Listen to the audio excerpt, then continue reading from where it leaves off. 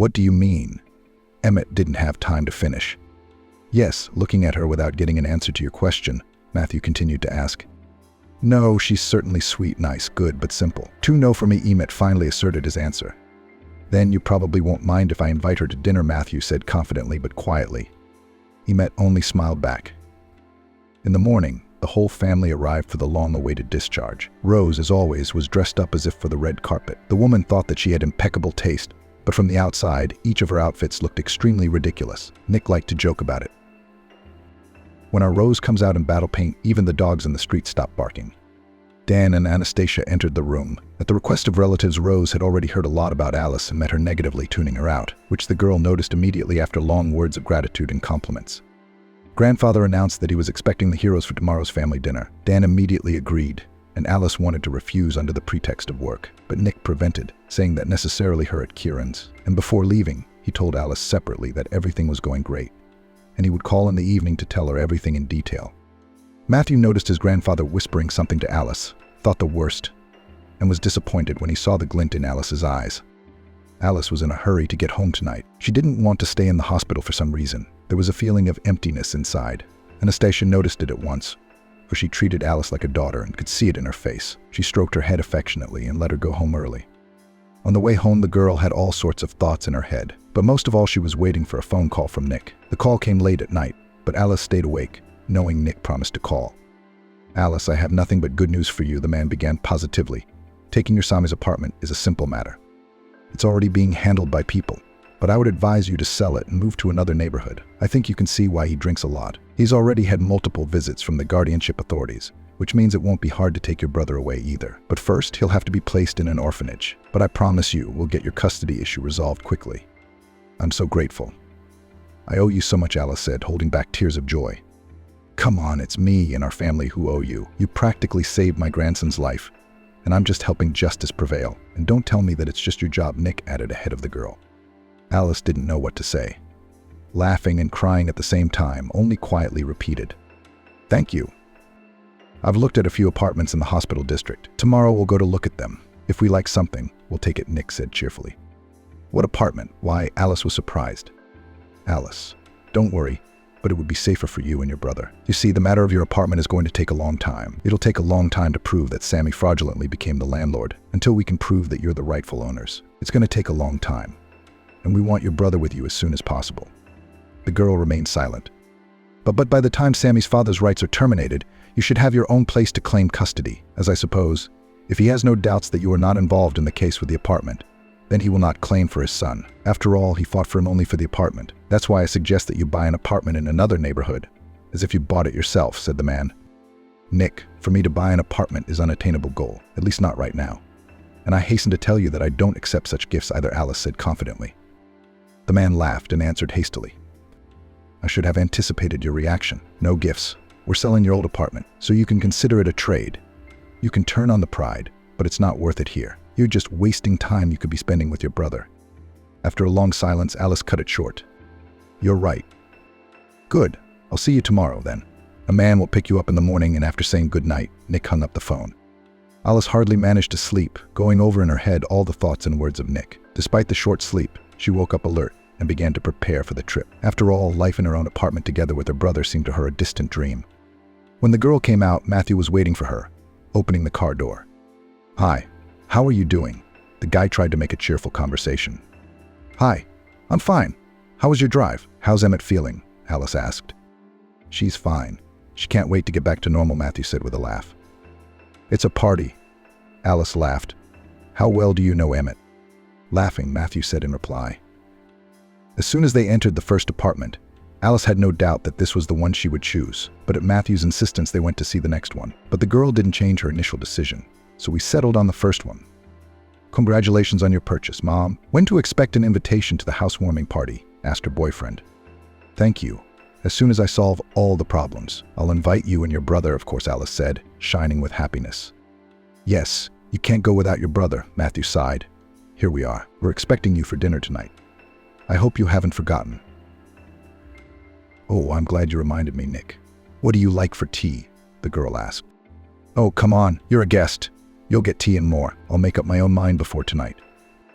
After saying goodbye to Matthew, Alice went into the dormitory.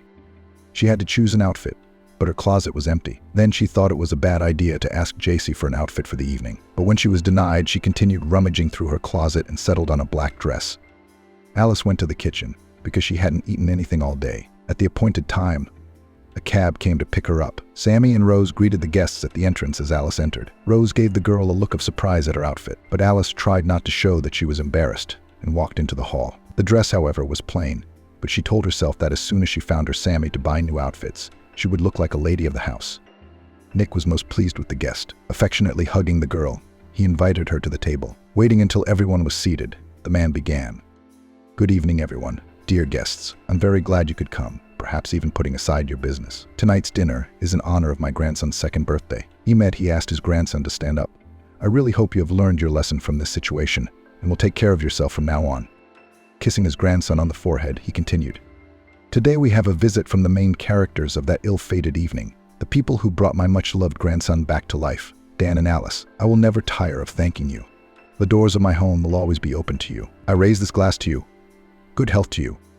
Only a lazy man paid attention to Dan's radiant face as he stroked his tie, proud of himself. After supper, Emmett sat down to Alice and began a conversation. Nick, glancing at the youngsters, did not hide his satisfaction. Matthew could only arrive at the end of the evening, when the guests were leaving, and he was unable to catch Alice. She was one of the first to leave the next day. No sooner had Alice entered the hospital than she was asked where she wanted the dress. Alice realized that JC had told everyone the news. She ignored the questions and headed for the head of the department. Anastasia greeted Alice with a smile and invited her to sit down for tea. The girl agreed, as she had so much news to share. "I'm so happy for you, sweetheart. I'm happy for Vincent too. God brought you into this family for a reason, and you resisted it. It's all worked out so well," the woman continued, shaking her head. "I don't really believe it myself, and I can't wait to meet Vincent. I've put the bonus aside to buy him whatever he wants," Alice said with a smile. "Yes, before I forget, I wanted to ask for as much duty as possible this month. The money will be much needed now, and it's become unbearable to go back to the dormitory alone." "You please take care of yourself. You have your brother to raise," Anastasia reminded the girl and added, "I'll throw in a couple extra shifts, so be it." In the evening, Matthew called her, suggesting they go to the premiere of the movie they discussed in the car yesterday. Alice gladly agreed. When Emmett found out about it, he was clearly displeased. After all, he'd had a conversation with his grandfather the morning before, who'd advised him to take a serious look at Alice. Having spent 2 weeks in the hospital, communicating closely with the girl, it seemed to him that he sometimes missed this communication. And then there was his brother, the eternal rivalry with whom he had no rest. Emmett was determined to woo Alice himself. And the same night he began to write to the girl. Not suspecting anything, she replied to the guy on a friendly note. A week later, Alice was about to move. Together with Nick, Matthew participated in everything and helped. Although he didn't know the whole story of the girl, he just wanted to be as useful for her as possible. And every time was an occasion for new meetings. Alice didn't want to spend the night alone in her spacious new apartment, so she decided to ask Anastasia to come over. Alice really wanted someone to talk to and ask for advice. She and Emmett texted every day. What was the girl so used to? When a guy was silent for an hour, she checked her phone every 5 minutes. Or even every minute. Anastasia admitted that she immediately noticed that there was something between them and advised the girl not to shut down her feelings and let them unfold. Alice always listened to Anastasia, so this time she decided to follow her advice to chat, listening also to her advice about furnishing the nursery. They went to bed. Alice woke up to the smell of pancakes in the kitchen, stretched and made her way over to her guest. "That smells so good. I haven't had pancakes in ages," the girl exclaimed excitedly and sat down at the table. "What kind of stove is so strange without an oven? How can I bake here?" The woman continued to grumble. "There will be both oven and stove. The main thing now is to get the bathtub as soon as possible," Alice sighed. "And that day will come," Anastasia said confidently. After eating breakfast together, they drove to the hospital. Alice's relationship with Emmett began rapidly. Young people began to spend time together more and more often. The most happy about this turn of events was the boy's grandfather. Confident, punchy, able to set boundaries, just such a daughter-in-law was needed in this house. The man was sure that with her Emmett would settle down, and Rose would put him in his place. Matthew hadn't even realized that the girl he'd grown so fond of was dating his brother. Afraid of scaring Alice away with his revelation, he tried to just be there for now and help in any way he could with the custody process and the new apartment. This Friday was Nick's 80th birthday, and Emmett suggested that Alice should tell everyone that they were together during the holidays. The girl agreed without hesitation. She shared the news with Matthew, considering him a reliable friend, and asked how his family would react to the news. Stunned by the news, Matthew, ignoring the question, asked sharply, "How long?" "What, how long?" Alice asked in surprise. Matthew said in a stern voice, "You've been dating? How long?" I can't answer that. I myself didn't realize how the friendship grew into something more, Alice replied. You know, that's what happens when you see that person every day, have been in close contact for 2 weeks. You witness for yourself how easy and fun we had. When Emmett was discharged, I often found myself missing him, a feeling of attachment. Emmett was the first to confess, and it helped me to understand myself. I think he and I complement each other perfectly and look in the same direction, Alice replied, drifting off into reminiscence. I see the former, then Matthew replied thoughtfully. You didn't answer my question, Alice perked up. Grandfather, you know yourself, will be very happy to hear such news on his day. Or are you worried about Rose's reaction? The boy asked, smiling. Can I guess? Laughing, Alice replied. Well, wear something a little brighter. Maybe she'll reconsider how she feels about you, Matthew continued, smiling. Alice laughed. That's an idea. Thanks, you're a true friend. A friend? Matthew repeated to himself. Okay, I've got to go now. I'll see you on Friday. If you need anything, don't hesitate to call. Matthew said his goodbyes and headed to his car. With mixed feelings, he drove to the airport, and after informing his family that there was an emergency, he left. Matthew's family was preparing for a holiday celebration and did not pay much attention to his urgent departure. Being always in business, such trips were not uncommon. There were many guests at the party. Nick was very respected and appreciated for his honesty and responsiveness. Any of his invitations were gladly accepted, and today everyone gathered to congratulate the man on his 80th birthday. Alice came together with Hamish, already according to the established tradition. This time the girl prepared thoroughly, bought a new dress, went to the salon, where she picked up makeup and styling for the outfit. Though she didn't admit it aloud, but all Alice's efforts were more for Rose, who with one look at the last dinner humiliated the girl. But this time Rose did not care about Alice, because Grace, her husband's ex-wife, was present at the party. Grace was an example of how a woman of her age could look good, fresh and well-groomed. There was a spark of life in her eyes, and a smile never left her lips. She always dressed tastefully, not trying to wear inappropriate flashy outfits like Rose. Her hair was neatly styled, her skin was well-groomed, and there wasn't a single wrinkle on her face. Her style of dress was elegant and appropriate for her age. She didn't wear overly bright and flashy outfits, but she always looked stylish and confident. When she appeared in crowded places, everyone paid attention to her. Her charisma and grooming attracted the eyes of others, which once again proved that age is not a barrier to beauty and femininity. That really annoyed Rose. Without losing sight of Hamish, all her thoughts today were about how to impress the guests to outshine Grace. Alice, having met Matthew's mother, was pleasantly surprised. Restraint with an inner charm Matthew had clearly inherited from his mother, Alice thought. The two snakes had met. Your ex-wife won't be bored discussing me now, will she? Marina said quietly to her husband when she saw that they were having a nice conversation. Marinochka dear, let's not think about them and enjoy the evening drinking another glass of wine, said the man. Oh, you only think about enjoyment, said Rose, angry at her husband. Try to come near her. I don't see anyone but you today, my love, tried to calm his wife Hamish. You just do not see anyone already. The evening has just begun, and you're already drunk, Rose said irritably, and took the glass from her husband's hand.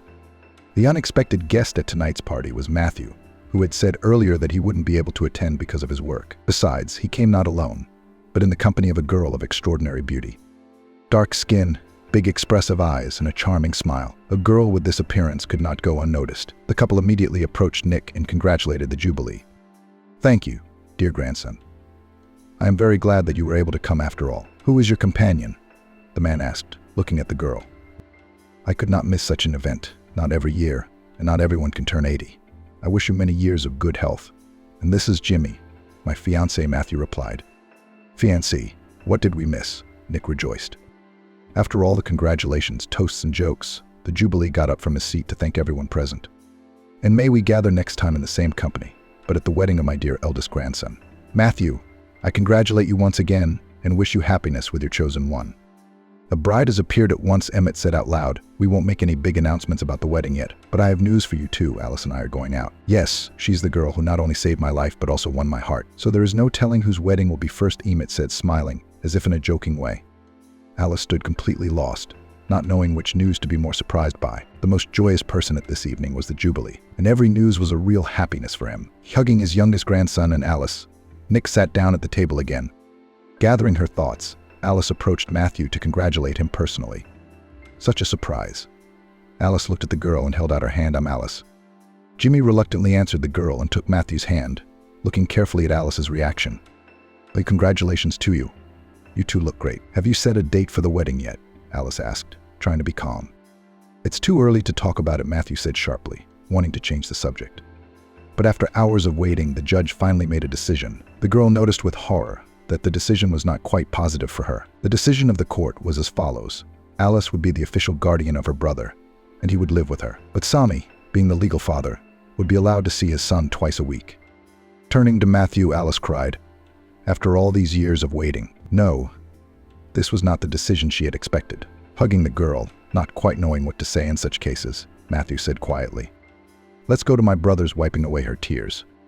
Alice nodded, and they left the courtroom. As soon as Alice saw her brother, she forgot all about him and ran to hug him, holding him tightly to her. Tears of joy and relief rolled from her eyes. Despite the not the most comforting verdict, the girl was determined to do everything possible to provide her brother with a happy, carefree, and most importantly, safe life. She hugged him even tighter, as if covering him from all problems and worries. Matthew drove the happy brother and sister home and hurried away. "Thank you so much for being there for me today and being so supportive instead of your brother," Alice said sadly. "It's nothing. Take care of your brother and call me immediately," Matthew said as he closed the door. Alice and Vincent spent the rest of the evening talking about school, his friends, his interests. Alice had 6 years of separation from her brother to make up for. After promising Vincent that tomorrow they would take the day off and go to the mall, visit the kids' club, and buy anything his brother asked for, they went to bed happy. Alice couldn't sleep for a long time, trying not to think about her brother's meetings with her father, only imagining her future life with Vincent, and occasionally glancing at her phone, waiting for a message from Emmett. In the morning after breakfast, as promised, they went to the mall. While the boy was choosing what he would order at the kids' club after his 2-hour stay, Alice's phone rang. "Hi," Alice answered the phone, happy to hear Emmett calling. "Hi. You won't even remember until I call," Emmett said lazily. "I've already missed you. I had a very important and difficult day yesterday," Alice reminded him about the trial. "Huh? How did it go?" the boy asked calmly, as if he were asking about going to the movies or to the store. "It was fine," the girl answered sharply and hung up the phone. Alice didn't expect such indifference to her life. Taking her brother's hand, she sat down to lunch, not paying attention to the ringing phone. Frustrated by Alice's ignoring her, Emmett decided to go to Turkey with his parents for a week's vacation. Alice didn't know about it, spending the last few days with her brother before the vacation ended. She was horrified to realize that she had to let Vincent go to his father's house this weekend, and what a surprise it had been to receive Charlie's denial of paternity. He'd promised not to claim any appointments and to leave them alone. No apartment, no need for a son. The lawyer was right, but the fact that he won't do anything to spite me is a little surprising and alarming, the surprised girl said to herself. So she decided to call Matthew to share her joy. "Hi, how's the weather?" Matthew asked. "Hi, it's just fall weather. Did you leave?" Alice wondered, realizing she wasn't talking to Emmett. Matthew tried to change the subject. "How's the student? How's it going?" "He's fine. Thank you." "Have you seen Emmett lately?" Guessing something, the girl asked. "I was working. I didn't go home, I don't remember," Matthew said, wondering what else to talk about. "Well, I called you with this news. You'll never guess. Charlie gave up his paternity, said he was going to disappear from our lives, wished us happiness, and that was it. Can you believe it? I didn't see that coming. I'm a little alarmed by his broad gesture, but I don't want to think about anything bad," Alice said cheerfully. "I'm not surprised," Matthew replied calmly. "Hi," Alice answered, happy to hear Matt's call. "You won't remember until I call," Matt said lazily. "I've missed you already. I had a very important and difficult day yesterday," Alice reminded him about the trial. "Huh? How did it go?" the boy asked calmly, as if he were asking about going to the movies or the store. "Everything is fine," the girl answered sharply and hung up the phone. Alice did not expect such indifference to her life. Taking her brother's hand, she sat down to lunch, not paying attention to the ringing phone. Matt had decided to go to Turkey with his parents for a week's vacation. Alice didn't know about it, spending the last active days with her brother before the vacation ended. She was horrified to realize that she had to let Vincent go to his father's house this weekend. How surprised she'd been to receive Sammy's denial of paternity. He'd promised not to claim any appointments and to leave them alone. No apartment, no need for a son. Nick was right, but the fact that he won't do anything to spite me is a little surprising and alarming, the surprised girl muttered to herself. And she decided to call Matthew to share her joy. "Hi, how's the weather?" Matthew asked. "Hi, it's just fall weather. Did you leave?" Alice wondered, realizing she wasn't talking to Emmett. Matthew tried to change the subject. "How's the student? How's it going?" "He's fine, thank you." "Have you seen Emmett lately?" Guessing something, the girl asked. "I was working. I didn't go home. I don't remember," Matthew said, wondering what else to talk about. "Well, I called you with this news. You'll never guess. Sammy gave up his paternity, said he was going to disappear from our lives, wished us happiness, And that was it. Can you believe it? I didn't see that one coming. I'm a little alarmed by his broad gesture, of course. But I don't want to think of anything bad, Alice said cheerfully. I'm not surprised, Matthew said calmly. He was fighting for the apartment, not for his son, Matthew said in a calm voice. Nick said the same thing. I'm so glad you don't realize it's all about me. What about you? How is your relationship with the hottie going? You do not tell at all, Alice asked with interest. It's fine, she's away. She'll be back soon, Matthew said dryly. In that case, why don't you keep us company? We're going to the zoo tonight. I bet you haven't been there in a long time, have you? Alice asked in a cheerful voice. I'd love to. What time should we be there? Suddenly cheered up by the invitation, the boy asked.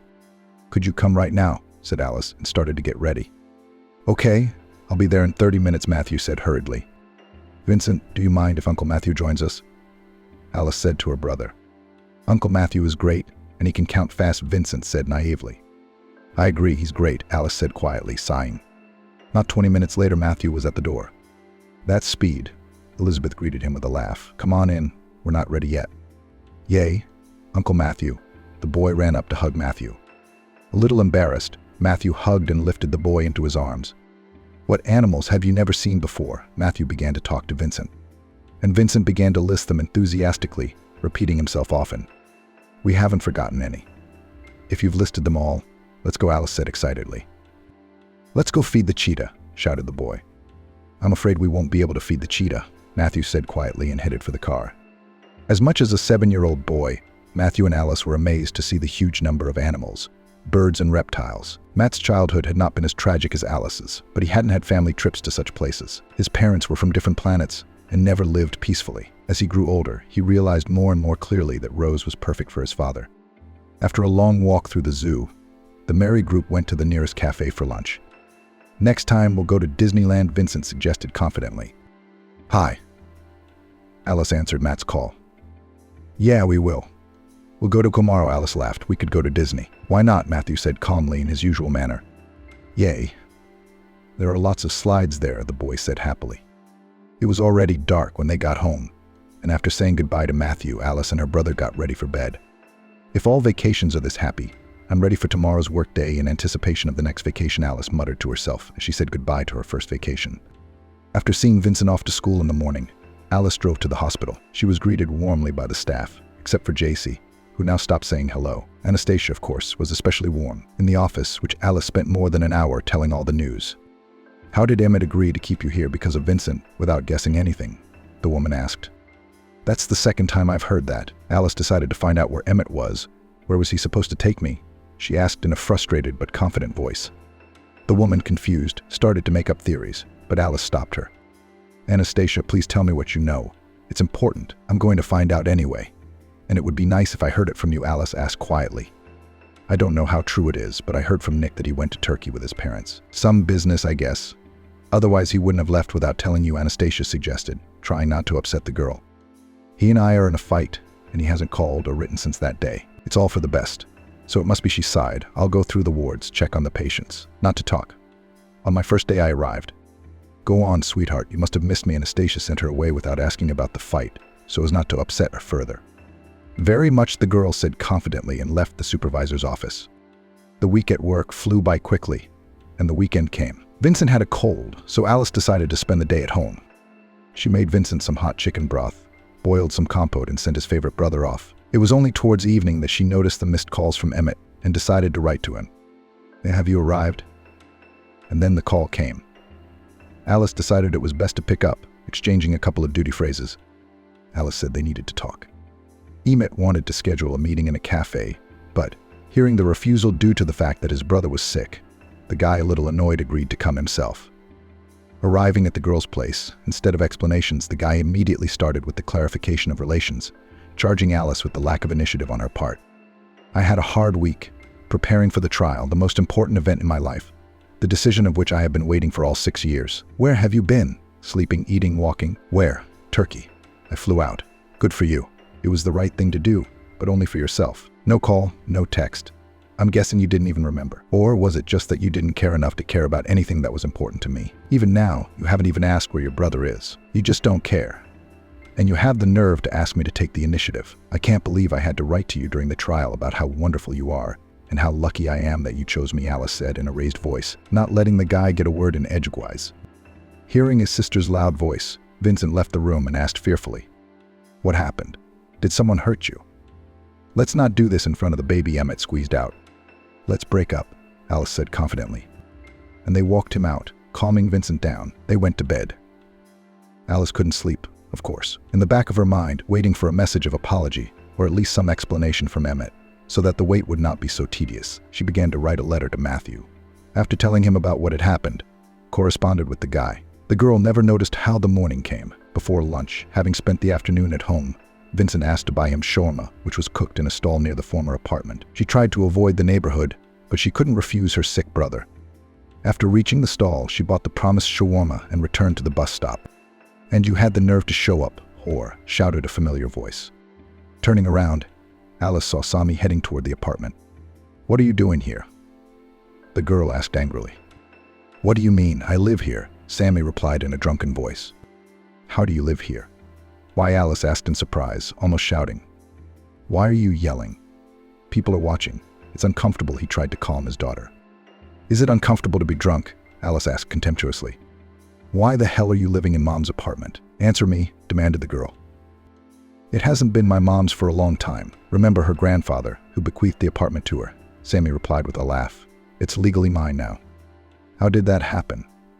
the girl said in a desperate voice. "Ask your boyfriend, it's mine, period. He gave me the apartment, I gave him a piece of paper, and that was that. What claims against me?" "Everything has a price," answered the man in a satisfied voice. "What friend?" Alice asked hastily. "The one I comforted you about in court," her father said with a smirk, not saying another word. Alice hurried home. She sat at the window of the bus, not wanting to see people. Her gaze wandered over the scenery outside the window. Alice felt betrayed and vulnerable at the same time. She felt that both boyfriend and friend had betrayed her, and it had not yet settled in her soul. In the distance they could see high rises that seemed endless. Alice sighed and bit her lip to keep her emotions in check. That was when she remembered that she was on her way home to her little brother's house. His cheerful giggles and endless energy always lifted her spirits. She wanted to be an adult role model for him, and it gave her strength in difficult moments. As the bus passed by the playgrounds, the girl smiled at the memory of the time spent with her brother during the vacation, their long walks, riding on different rides. She decided that the negative feelings and events of the last few days shouldn't stop her from enjoying her reunion with her brother. Opening the door, the girl heard her brother laughing loudly, and her first thought was that it was Sami. Abruptly opening the door, Alice walked into the room where she saw Matthew. Matthew wanted to surprise her, and had arrived with bags full of sweets and toys. Sorting out toys and constructors with interest, the boys did not notice how Alice came in so as not to scare her brother, as yesterday. The girl, trying not to show excitement, asked her brother again, "How are you feeling?" "I bought you your shawarma. It's cold, I'll warm it up," and she went to the kitchen. Matthew followed, promising Vincent he'd be back soon. "Hi. I'm sorry to show up unannounced. I wanted to surprise you and cheer you up somehow," he said guiltily. "I know all about it," Alice said. "When Vincent's asleep, we'll talk." "Know what?" Matthew was surprised. "Everything. You don't have to pretend." "It doesn't suit you," Alice said sternly.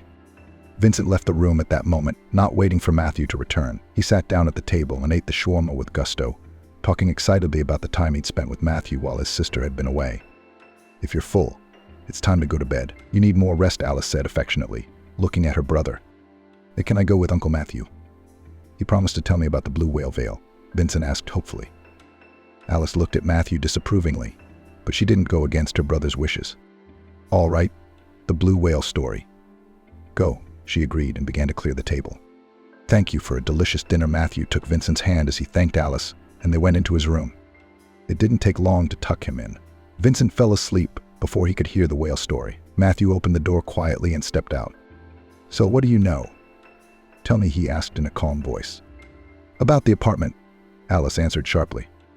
There was no point in lying or denying it, so Matthew decided it would be better to tell her. "Did you see him?" he asked quietly. "What difference does it make?" "Let's get to the point, trying not to raise our voices so as not to wake our brother," she said. "Alice, I saw the state of you in court when you saw your father before the verdict. Not to mention what happened afterward, if he really is the killer." "What do you mean, really?" "He killed my mother in front of me, and I'm sure he killed my grandmother too," Alice said in a shaky voice, barely holding back tears. "I didn't want a man like that in your life. He wanted an apartment, and he got it. That's all," Matthew said. Alice felt like the whole world was crumbling around her, and she couldn't hold back any longer. Covering her head with her hands, she began to cry harder and harder. Matthew silently approached the girl and put his arms around her for support. She was sobbing as if her heart was being torn to pieces. Matthew silently stroked her head, unable to find words to comfort her. They sat like that for several minutes while Alice gradually calmed down. Finally, she wiped away her tears and raised her head to meet the boy's gaze. "I'm sorry," she mumbled. "I just can't contain these emotions." Matthew smiled quietly and kissed her forehead. "Don't worry about it. That's what friends are for, to support and be there for you when you need it," he said quietly. Alice smiled back and hugged him tighter. "I'm sorry. I've been unfair to you. You're always there for me when I need you. No explanations needed, just there for me. That's very valuable to me. You're a wonderful friend, aren't you? I've wanted to tell you that for a long time. I lived in that apartment with my mom. You know, I probably wouldn't have been able to live there. But not Sammy. He doesn't deserve to live in Mom's apartment," she said, her lips trembling again, and she cried softly. "Calm down, please. We can work this out. We'll find a solution. Just don't cry." Please, Matthew tried to comfort her, unable to stand the tears of the girl he was in love with. Alice asked with despair, "So how to put him away? And when he's out again?" Matthew replied with a wink. "That will only embitter him. Let's not take that risk. We'll try to send a man who will offer him a trade with extra pay." "Well, let's decide that." Alice smiled and thought how different she and her brother were. While the younger one does nothing but tantrums, the older one solves any problem with complete calmness. "Is your Jimmy lucky?" Smiling gently, she said. Suddenly, Matthew asked, "Will you answer honestly?" "About what?" Alice was confused. "Do you love Emmett? Will you go back to him?" The boy continued in all seriousness. Alice had not yet answered that question herself, and she thought about it. "You know, I'm not sure I loved him at all. He didn't either. But people who love each other can't be so indifferent to each other. I know that. Reconciliation is out of the question, I'm sure," said the girl. "What about me? Am I just a friend?" Matthew asked firmly. Alice was confused, realizing where the conversation was going. She wanted to stand up, but Matthew stopped her. They looked at each other with lightning reflecting in their eyes. Alice could feel the tension building between them. Suddenly, he leaned toward the girl and kissed her. It was a tender, sincere kiss that stopped time. "You have to go," Alice said quietly. "Does that mean no chance? Almost no hope?" Matthew asked. "Do you have Jimmy?" Alice didn't have time to say anything before Matthew interrupted her. "Is it just her?" he asked hopefully. "She's just a friend, and I can explain why I introduced her as my fiancée." "Explain," the girl suddenly demanded in surprise. Matthew began. "I asked my brother back at the hospital if he would continue to communicate with you. When I heard a negative answer, I informed him of my sympathy and my intention to care for you. He has always been a favorite grandson's son. I never claimed his place ever. He is the one who has always been in competition with me. Emmett is not like that out of spite. He's just used to being in charge," Matthew continued. "If you'd known how I felt, you could have at least told me that you were starting a relationship with him. I ended up hearing about the surprise anniversary from you. At first I just left, and then I asked a friend to play along." He exhaled. The girl silently walked over and hugged Matthew. In the morning, the young man decided to go to Nick's house together to tell him the news. On the way, having bought his grandfather's favorite pie, Matthew was determined to tell him everything. Nick greeted Alice and his grandson warmly and invited them into the study. Matthew started the conversation. Alice sat with her head down as if she felt guilty for dating one brother yesterday and another today. Without hearing more about Emmett's actions, Grandpa asked Matthew to leave the study, leaving him alone with Alice. In a stern voice, he asked, "Is this your conscious decision, or do you want to teach Emmett a lesson?" "No, not at all." Alice couldn't find the words to explain to Nick. "That's it. In that case, I ask you to leave my house. I am disappointed in you," he pointed the girl at the door. Dumbfounded by these words, Alice was not immediately able to get up and leave. Matthew, who was standing outside the door, heard everything and, asking Alice to wait for him in the car, went to his grandfather's house. No sooner had the boy closed the door behind him than Nick immediately shouted, "Out. Out. I said out. I've got one pregnant girl with a live wife in the house, and another. She's dating her brother's fiancé. How am I supposed to look people in the eye? Is this how I brought you up?" he continued to lament. On his way out, Matthew asked the servant to fetch some medicine for his grandfather and make sure he drank it. Before he could finish speaking, something collapsed in the study. It was the grandfather. The elderly man's heart couldn't take such news. Matthew called Alice for first aid and immediately took the grandfather to the hospital. After a couple days, the man was discharged, recommending complete rest. Matthew and Alice decided not to bother Nick again, feeling guilty, but they were not ready to give up on each other either. The young people decided to leave, taking Vincent to another city. They gave the apartment Nick had bought back to him.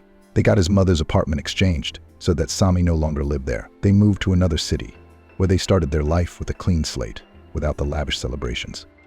Young people signed in the registry office and together with his younger brother went for a walk. A couple of months later, Alice opened her own cosmetology office.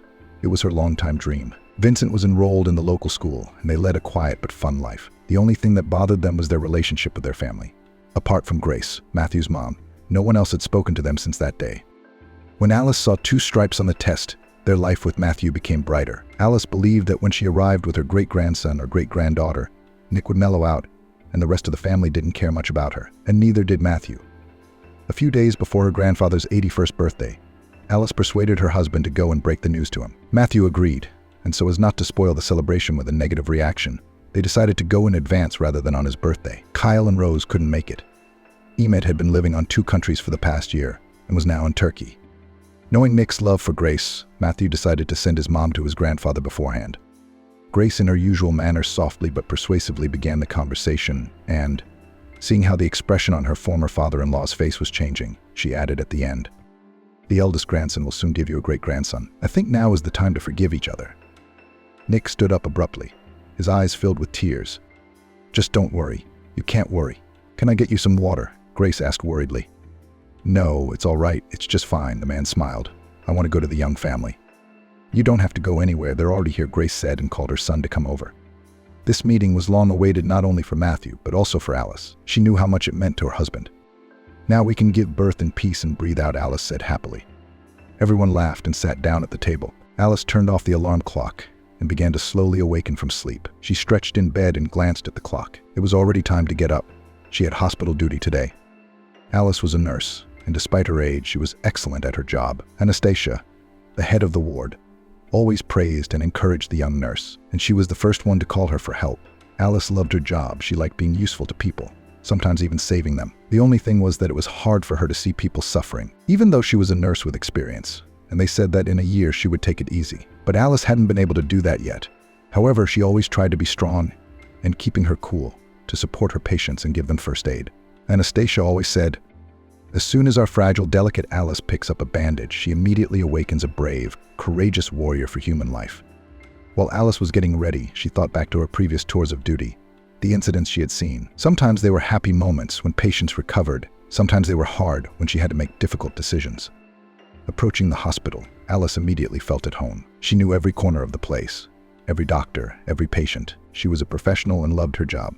Even though Alice had just started working here, the staff loved this sweet girl too, and when they learned about her hard fate, they tried to support her in every possible way. Alice spent the whole day on her feet, helping patients, communicating with colleagues. Her work was not only physically hard, but also emotionally intense. But despite the challenges, Alice continued her work with love and respect for each patient. Already by the end of the working day, Alice, having checked all the patients, was tired, sat down on a chair and drank coffee while waiting for JC, who was to replace her. The girls had a good conversation. Sometimes their shifts overlapped, and Alice sometimes thought they were even friends. But JC was always late. JC would take a shift and leave early during her shift without waiting for Alice, thus letting Alice down. Alice tried to ignore these little things and continued to communicate well with JC. Once again, JC was late, and she hadn't even warned her. But the hospital was still quiet, and Alice drank her coffee quietly until the nurse shouted from the waiting room, "He's in serious condition. Get him into surgery now. Get a doctor. Somebody get a doctor."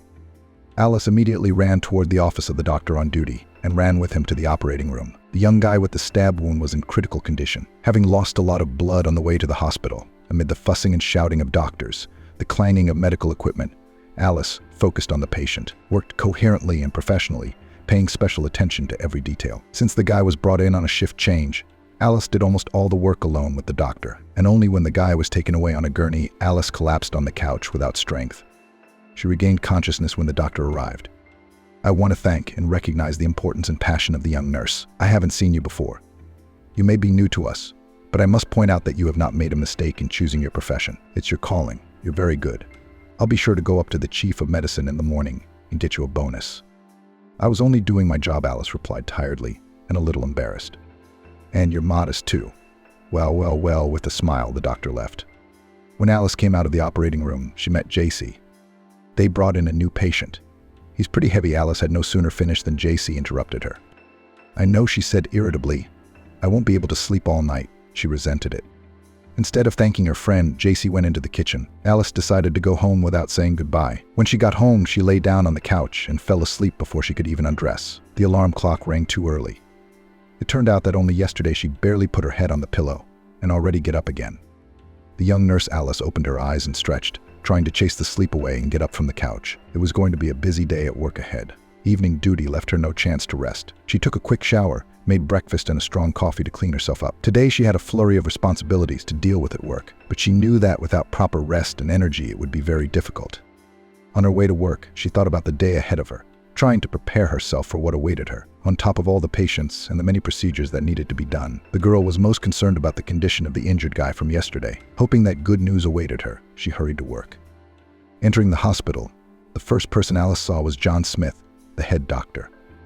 "Alice, follow me," the man said confidently and headed toward his office. "Is something wrong?" Alice was confused. "No, they want to see you," John answered and opened the office door. There was a well-dressed older man and a young boy, and David, the doctor who had been on duty yesterday, was waiting for them. "Here's our heroine." David was the first to speak. "The young nurse has definitely found her calling." "Hello, Alice," shaking the girl's hand. The elderly man continued. "I don't know what words of gratitude to express to you. Please don't be rude." He handed Alice an envelope. She looked at the envelope in surprise. "I was only doing my job, for which I am paid, and this is unnecessary," she said confidently and headed for the exit. John Smith wanted to stop her, but the older man followed Alice out instead.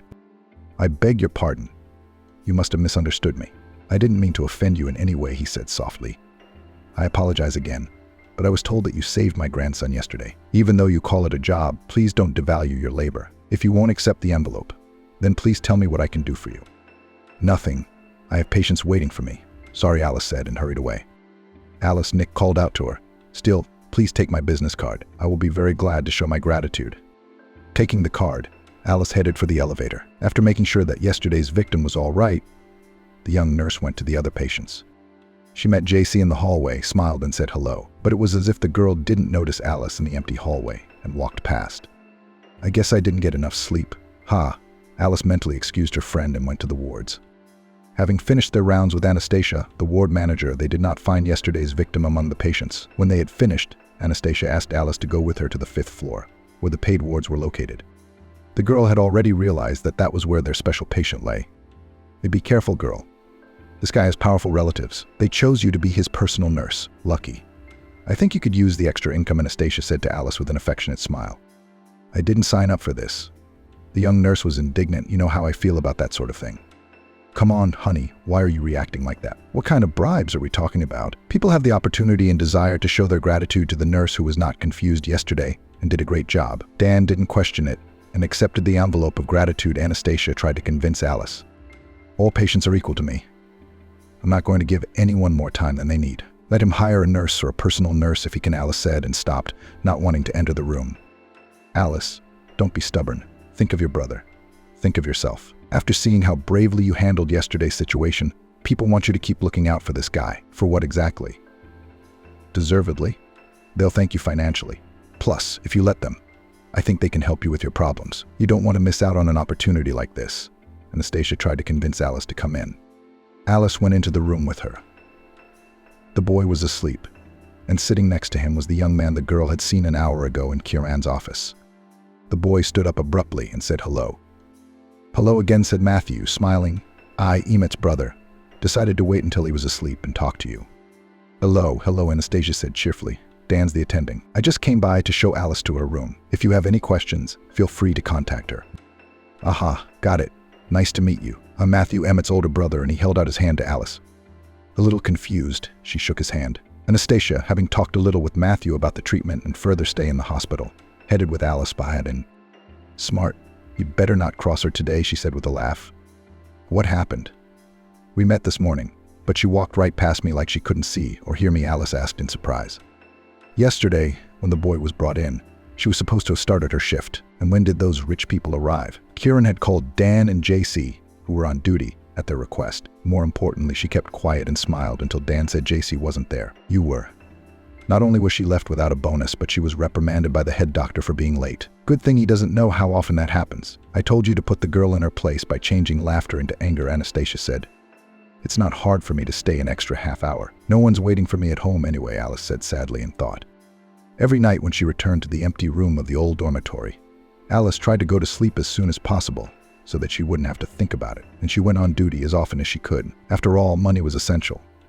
And not to pine for her brother alone. Alice's younger brother was 7 years old, and this year he went to first grade. But on this day, Alice could not see him off, which made her unbearably hurt and angry at her own powerlessness. On her way home tonight, Alice didn't realize she'd passed her stop on the way home, absorbed in her own thoughts. When she came to her senses, she decided to get out and walk home. But suddenly she heard a car horn honking. When she turned around, she saw Matthew getting out of the car. "Are you following me?" Alice almost shouted. "I'm sorry if I startled you. But it was an accident. Would you believe me or not?" Matthew tried to be convincing. "Of course I won't. That's the last thing I need." The girl continued to resent him. "Why don't you calm down and let me walk you home? It's nighttime," the boy said calmly. Alice was beginning to get angry at the young man's calmness, and as if on purpose she wanted to make him mad. "Why don't I invite you in for a cup of tea? And then you can stay the night." With such an offer in mind, she said ironically, "Don't worry, I'll walk there myself," and she walked briskly toward the dormitory. Matthew, though he didn't expect such an answer from a nice girl at first glance, but kept calm and continued, "Then I'll just have to follow you. Make sure you get home safely."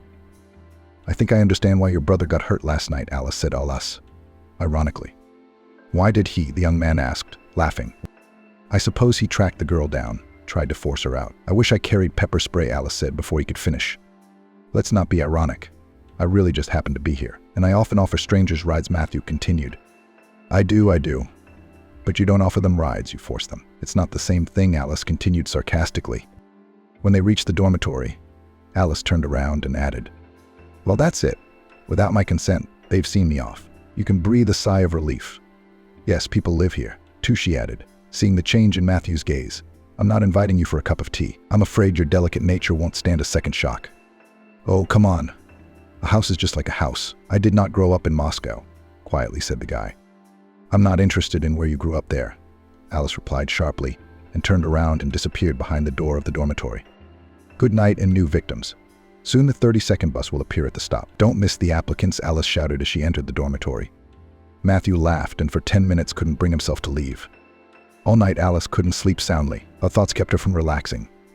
In the morning, struggling to wake up, the girl started packing for the hospital, drinking several cups of coffee to wake herself up. The last thing she wanted to do today was to go to the new guy's room. But since she had already made a promise not only to the head of the department, but also to Kieran, who had been waiting for the young nurse since morning with the news of the bonus and reminded her how important it was for her to pay special attention to the guy from Ward 250, there was nowhere to go. Alice, sighing heavily, headed in the direction of that very room. The wounded man was feeling better today and was happy to see Alice. "Hello, I'm Alice," and the young man interrupted her before she could finish. "I finally see you." "Hello, I'm Emmett," and extended his hand. "What's your middle name?" Alice asked quickly, pretending not to see his outstretched hand. "Emmett, let's not be officious," and he smiled broadly at her. Alice, being an honest, fair person, was initially prejudiced against the new patient, as all these requests for special attention, overpayment, it all seemed wrong to her. But by the end of the working day, without noticing it herself, came out in a good mood from the wounded man. Young people quickly found a common language, and the upcoming duty no longer seemed to the young nurse a torture. "I brought dominoes. I hope you know how to play," Alice asked from the doorway. "We'll teach you," Emmett said cheerfully, rising from his chair. "Oh, you're here too," Alice said a little irritably. "Good evening to you too. I thought I'd visit my brother, but I see he's not bored," the young man said, trying to make conversation with the girl. "Not so kind," Alice murmured. "Am I disturbing you?" Emmett intervened. "I see you two know each other." "I can't go unnoticed by your brother," Alice said. "He'll catch up with you and lead you away, whether you want him to or not," she continued sarcastically. Emmett looked questioningly at Matthew, but Matthew, wanting to end the conversation, reminded about dominoes. The young men played for a while. Matthew and Alice hardly even argued, but as soon as the girl noticed that Emmett was tired, she suggested to finish the game and leave him to sleep. Alice and Matthew left the room, and Matthew was the first to start the conversation. "Alice, so that we don't have any misunderstandings, I would like to confess that yesterday's meeting at the bus stop was not a coincidence. It was my grandfather who asked me to take you home, as it was getting rather late. But I didn't get there in time.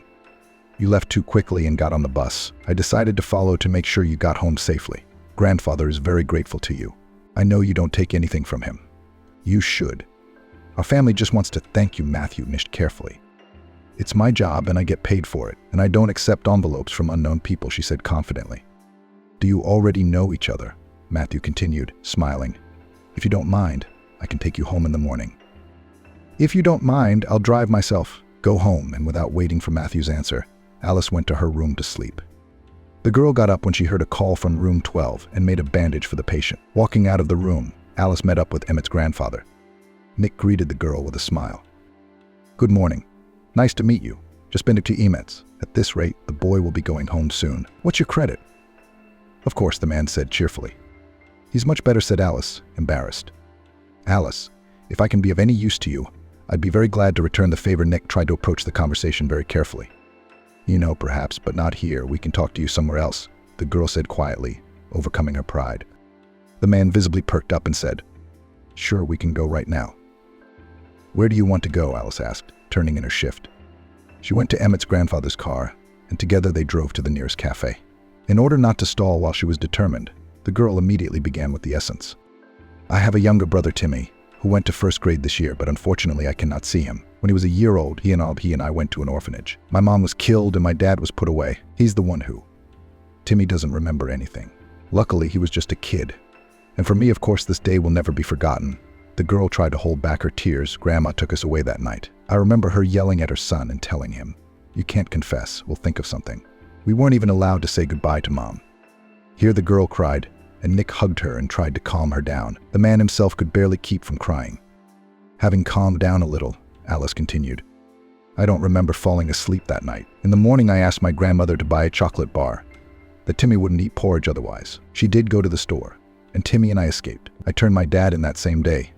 While the case was being investigated, my grandmother got custody of us since I was only 14. Living alone with my brother, we would not be allowed. Not out of any great love for us, but to get my mom's 2-bedroom apartment that she inherited from my grandfather. She hated me for ratting out her son. And Timmy, I don't know, I couldn't tell. But after 6 months, she put us in boarding school. She took us away on weekends at first, and then she stopped caring about us. When Bob, I don't want to call him Dad, got out of prison, he wanted his brother. He was living with a roommate, and they gave him approval. I was just in school at the time, and my attempts to obstruct were unsuccessful. 4 months later, my grandmother passed away.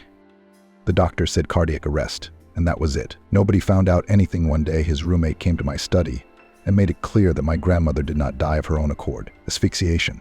She was very disturbed. Her hands were shaking. She ran away from Sammy that day and found me to get my brother as soon as possible. She said he's not hurting Vincent yet, but a killer shouldn't raise a child, Alice said in a trembling, desperate voice. Nick was still reeling from what he'd heard and remained silent, looking at the fragile young woman and realizing how hard her life was. He really wanted to fix it, but he didn't understand how. I am already 20.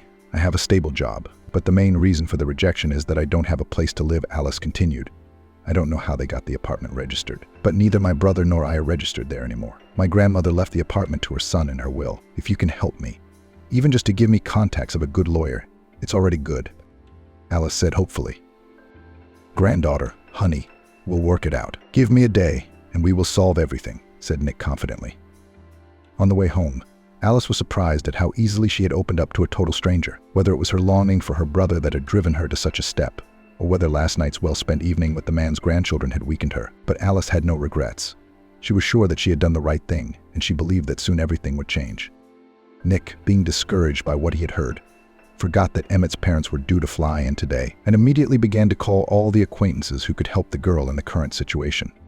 Roy and his wife JC arrived safely. From the airport, they decided to go straight to the hospital. Seeing the condition of their son, the parents of the guy breathed a sigh of relief and went home. The very next day, Emmett's grandfather called Alice and arranged to meet her at the hospital. Nick did not like delays, and already today everything was prepared. He suggested to the girl to avoid further harassment from her father to stay away. His people themselves will prove Sammy's guilt in the death of his mother and illegal privatization of the apartment of underage orphans, Alice agreed. She was able to stand up for herself, but she was worried about her brother. His son Roy and his wife JC, and his eldest grandson Matthew were waiting for Nick in Emmett's room. The family, finally gathered together, was having fun talking about something. Even though Emmett was recovering quickly, he must not be bored. Alice's orders were strictly from her grandfather, Nick added. So he has a male doctor. We've already talked to him, added Rose, Nick's sister-in-law, surprised. Alice is the nurse who gave first aid alone on that unfortunate day. She's an amazing girl. You should meet her, the man added proudly. Since when do nurses decide what and how to do to patients? Rose was arrogantly indignant. Matthew tried to change the subject, knowing well the character of his father's new wife. From the first day Rose had arrived at their house, he and Nick had been at odds. In fact, she couldn't get along with anyone but her husband. Matthew, being a calm, non-confrontational man, tried to avoid talking to his stepmother, and if there were unpleasant conversations, he was the first to end the dialogue. Rose was trying to provoke everyone in the house, every time wanting to prove her superiority over her husband's ex-wife, in which Nick did not care about. The new bride entered their house, already pregnant with Emmett. The conscience of an old man could not allow him to send her away in such a state. And Matthew's mother, Grace, did not forgive her husband's infidelity. After the divorce and the first time Matthew grew up with his mother and moved to his grandfather when Grace remarried, Rose convinced her husband that they needed to leave Russia because she had dreamed of living in warm countries all her life. And right after Emmett was born, they moved to Turkey.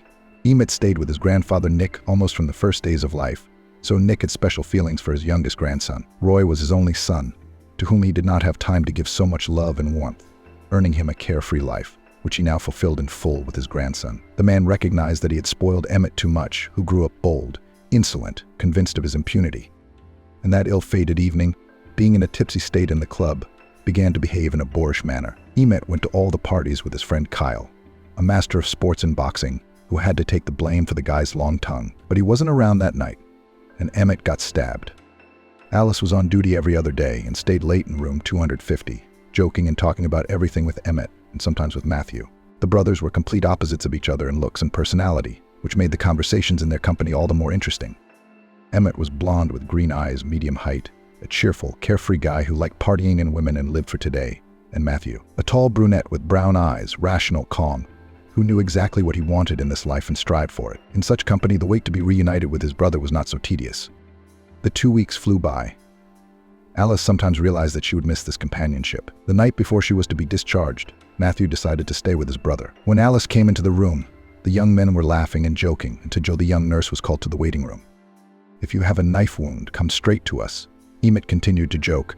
"I, as a man with experience, will tell you what." Alice, laughing, walked out. "Do you like her?" Matthew asked suddenly. "Well, she's pretty," Emmett answered, confused. "That's not an answer," his brother said sharply. In the evening, the loud sounds of Indian melodrama could be heard in the house. The cheerful music sounded like mockery. Julia's daughter-in-law, the lady of the house, had been doing chores late into the night. Now she was tearfully scrubbing the floors of the spacious four-room apartment, while Mendelssohn's March played in her head and the words came to mind: Registrar. "Do you, Linda, agree to be Christopher's wife?" Why had she agreed? Gave in to her fiancé's entreaties to live with her mother. She put on her wedding ring and was transported into a dark world of hopelessness. Christopher, indulging his mother in everything, did not believe his wife. There was no miracle. Her husband was not going to support and protect her in a difficult moment. And the mother-in-law was dodgy, weaving intrigues, loaded unnecessary work, conspired against the daughter-in-law. It was not the difficulties of family life that frightened Linda, but Christopher's misunderstanding, the unfairness of life. Today she was worried that she had scrubbed the floors for the second time only because her mother-in-law did not believe her, because she had already cleaned the whole house in the morning. In the evening, Christopher supported his mother, not understanding why his wife was stubbornly unable to do simple housework. When she finished cleaning, Linda quietly snuck into the bathroom and closed herself in. Here she could give free rein to her feelings, rest from the family burden. The well-appointed apartment, unlike her country house, was a joy to bathe in at any time, without heating the stove. It was a small consolation to Linda.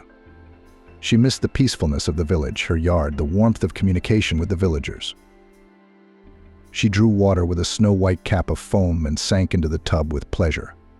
She remembered again the carefree moments of her unmarried life, and then her acquaintance with Christopher and her sudden wedding. Linda had fallen in love with the kind guy on the motorcycle. At first sight, Christopher then came to his grandmother in the village. One day, driving through the village, he saw a lovely girl with a black braid down to her waist, a gentle look, and a basket in her hands. It was a marvelous vision, as if a forest nymph had come out of the pages of books. She was walking with the little girl's basket, which had been composed to her by a kind-hearted grandmother for a letter from her son. Christopher stopped and asked her to treat him to a strange berry he had never seen before. Thus began a relationship. The guy surrounded his beloved with care, and invited her to live in his luxurious 4-room apartment. Linda immediately did not like Julia Urban, spoiled woman who did not want a soul in her son. She disapproved of her son's girlfriend and called her cunning. And here was a gift from Christopher, a village shepherdess, an orphan of Kazan, without a family and tribe. Linda buried her parents long ago and lived poorly, a lonely postmistress. And at her husband's insistence, she quit her job and moved to the city. Why? What for? There was a persistent knock at the door. Julia's irritated voice brought her out of her reverie. "Are you at it again? How many times have I told you not to lock the door? How many times have I told you not to lock the doors? You haven't brought a penny into the house yourself, and yet there you are, a lady bathing every day. Open the door at once. I have to go to the bathroom. I have a scheduled beauty treatment." "Mom, what's wrong?" Christopher came running to the door. "Your wife wouldn't clean my room, so I had to do it myself. I have a bad back. The medicine's in the bathroom. I've been here for an hour and she won't do it. And she was rude to me. Talk to your wife, you're doing the same old thing. You're slandering me, Mom."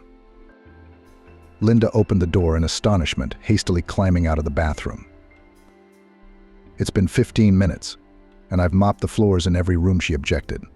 "Look at you, you cheeky girl. Get out of my sight." Julia shoved her sister-in-law violently in the side, causing her to fall.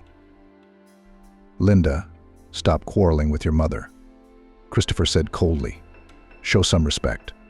Please, if it's not too much trouble for your highness." He turned around and walked away. Angrily stupid.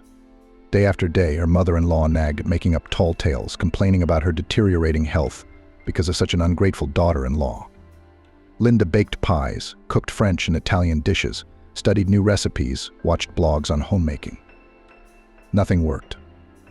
The main goal of the mother-in-law was to get rid of her daughter-in-law by any means necessary, to kick her out for no reason, because such a girl is out of status. Christopher was a famous lawyer, and his late husband was a prosecutor. They still had long-standing ties. They had important visitors, very influential people in the city. Julia was shy of Linda, who didn't know how to handle cutlery. Linda dressed simply gray, refused to go to beauty salons. Her unwillingness to get her hair and nails done made Julia mad at guests. Mother-in-law politely, but coldly pulled her daughter-in-law, told her not to show her face to anyone. A hard, tedious, joyless year passed. Linda got a job as a saleswoman in a store near the house. Her husband stopped giving her money at her mother's instigation. At work, her daughter-in-law was relieved from the endless reproaches. But at home, it got worse. Now, Julia reproached her daughter-in-law for not doing her chores. "My darling, you're always at work, and your husband must be fed and cared for. I'll talk to my son, so he won't let you slack off from housework." "Mom, I have time for everything," Linda objected. "I cook in advance, everything's in order. I clean up morning and night." "What's this new fashion of working? Quit working. I'm ashamed you're working as a saleswoman with a husband like that. It's a disgrace. Christopher doesn't even leave me money for my household because of you. And I still have a house in the country to keep, bills to pay. Orphan of Kazan, you don't need to spend our money. Christopher buys everything for the house." The arguments upset Linda. Later, her mother-in-law reprimanded her son for how rudely his wife talks to her, does not listen to her advice. Linda was deeply hurt by Julia's words that she was ashamed of her uneducated daughter-in-law. It was painful to remember why Linda never enrolled in the institute. Hope was the pride of her parents. She graduated from high school with honors, planned to enter the medical academy. But a month after graduation, her parents were in an accident, returning from the city. My father died in the hospital without regaining consciousness. Mom slipped into a coma. For 6 months, Linda traveled to all the hospitals, begging in the hope of saving her mother, bribed, begged for an operation. But the situation was hopeless. No one could help. Mom never woke up again. Having buried her mother, Linda was left an orphan. To get by, she worked part-time in a store, then found a job at the post office. The road to the academy was closed. There was nothing to pay for her studies. Linda spent all the money she had saved on hospitalization and funeral expenses. The hard fate did not bother her mother-in-law. She could not allow a homeless girl from the village to run her house. Julia found a new way to get rid of her daughter-in-law. "Christopher," she said to her son, "we need an heir. Why can't your wife get pregnant?" "Mom, it's been so little time. Perhaps it's too soon to talk about children." "My dear, a child will help reconcile us all. My dear, it's such a blessing. I'd be so happy if you'd give me a grandchild." The cunning mother-in-law cried and hugged her son. "All right, I'll talk to Linda. But I agree, it's up to me." In the evening, Christopher pleased his wife with his desire to have children. He didn't say anything about his mother's request. Julia went to extreme measures, which became known later. Linda rejoiced at the possibility of becoming a mom. A child could really soften her husband, and her life would be happier. She had been living with the dream of a child since her wedding, but she had been unable to get pregnant. Another 6 months passed. Linda cried as she held the pregnancy test in her hands. Disappointment again. Fear settled in her soul. Her mother-in-law would scream, her husband would support her mother and angrily slam the door. For the second month, he began to appear less often at home, stayed late at work, met with friends. Julia was satisfied she had broken up the young people after all. There was one last step to take. One day, Linda came into the room and saw Christopher. He was sitting there with his face twisted with anger. When he saw his wife, he swung and hit her in the face. "Ungrateful bitch," he shouted and threw a packet of pills at her. "How dare you lie to me and Mom? Explain to me what these are." "These are pills, but this is the first time I've seen them." Linda read the instructions with shaking hands. They were birth control pills. The weight of the last few months of endless humiliation, frustration, and disappointment fell on her in an instant. She collapsed without feeling, no longer wanting to live and breathe in this cruel, absurd world. Christopher, although angry at his wife, felt guilty, but could not bring her to her senses and called an ambulance. Julia snickered at the pills and indifferently sent her daughter-in-law to the hospital. "Mom, why is she doing this to me?" Christopher complained bitterly to his mother. I told you, I told you. I told you, I told you, I told you, I told you. Don't you dare forgive her. This is no way to get a divorce, Mother. I promised her she'd be happy, but she lied to me too. I'll go to work early in the morning, and then I'll visit my wife and talk to her calmly." 3 days later, Linda was discharged. She took the bus home. Christopher didn't meet her. He was at work. A suitcase and a note from her husband about the divorce were waiting for her at home.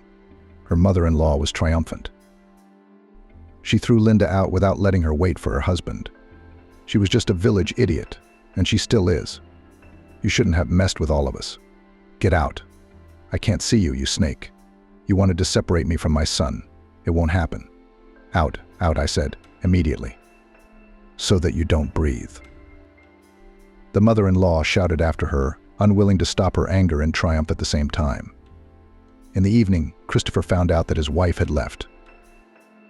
"Mom, why didn't Linda wait for me? How dare she leave me? Why didn't she say anything?" "Calm down, son. It was her decision." Julia was careful not to mention the note she'd written, copying her son's handwriting. But how? She didn't even leave a note. "You two haven't been getting along for a long time. This woman isn't right for you. What will that hillbilly have for you? Without children, there's no family. It's an omen that if she did, she'd give birth to an inbred simple thing that's nothing to breed. Look for a wife of status by getting rid of your daughter-in-law." Julia felt over the moon she had gotten her way on the plan. For a year, she drank Linda a decoction of wormwood, convincing her that this tea is good for women's health, hoping to bring a young, healthy girl to infertility. Then she slipped her birth control pills. Christopher was upset. He figured Linda hadn't forgiven him for the slap. With longing in his heart, he walked across the room where he smelled her perfume. Sitting down on the bed, he went through the pills. A suspicion crept into his soul. The packages were intact, all the pills in place. Perhaps Linda hadn't taken them. He remembered hundreds of moments when his wife had cried and complained about her mother and he hadn't believed her. The bitter discovery struck his heart with the pain of no return, of loss. He himself, with his own hands, had destroyed love. There is no forgiveness, but Linda is his beloved, without whom it is so lonely and dreary. He will rent an apartment for her, and tomorrow he will go to the village to beg for forgiveness. An Indian song was playing loudly in the next room. Julia, with a blissful smile, was triumphant. She was more at ease when others were suffering, but her carefree life did not last long. One day she would receive a letter that would turn her whole life upside down, change her character, teach her to be compassionate, empathize, do good. But now she was far from even a moment's regret for her dastardly deed. Christopher didn't get out to his wife's home village right away. He had to see the client through to the end. A week later, he took a vacation and went to Linda. As 2 years ago, he decided to ride a motorcycle to return former feelings. He did not inform his mother about his departure. He was offended by her, tried to avoid talking. He even looked anxiously at his sad son, hoping that time would heal him. Julia was already looking for a worthy match for him, obedient society girl, which will distract from sad thoughts. More than once she tried to talk about divorce, but the son waved away, avoiding an answer. Christopher settled all his affairs, packed his backpack secretly from his mother, and left the house. It was a clear spring day, bright. Gladly he set off on his long-awaited journey. Soon he would meet his beloved, whom he missed incredibly. It seemed to him that just today their family would open a new page of life. They would be happy, for he loved Linda so much. The road was covered with frost from the morning. In Siberia, even in May, there were frosts. Prudently, Christopher wore a balaclava and helmet, but the summer tires could fail.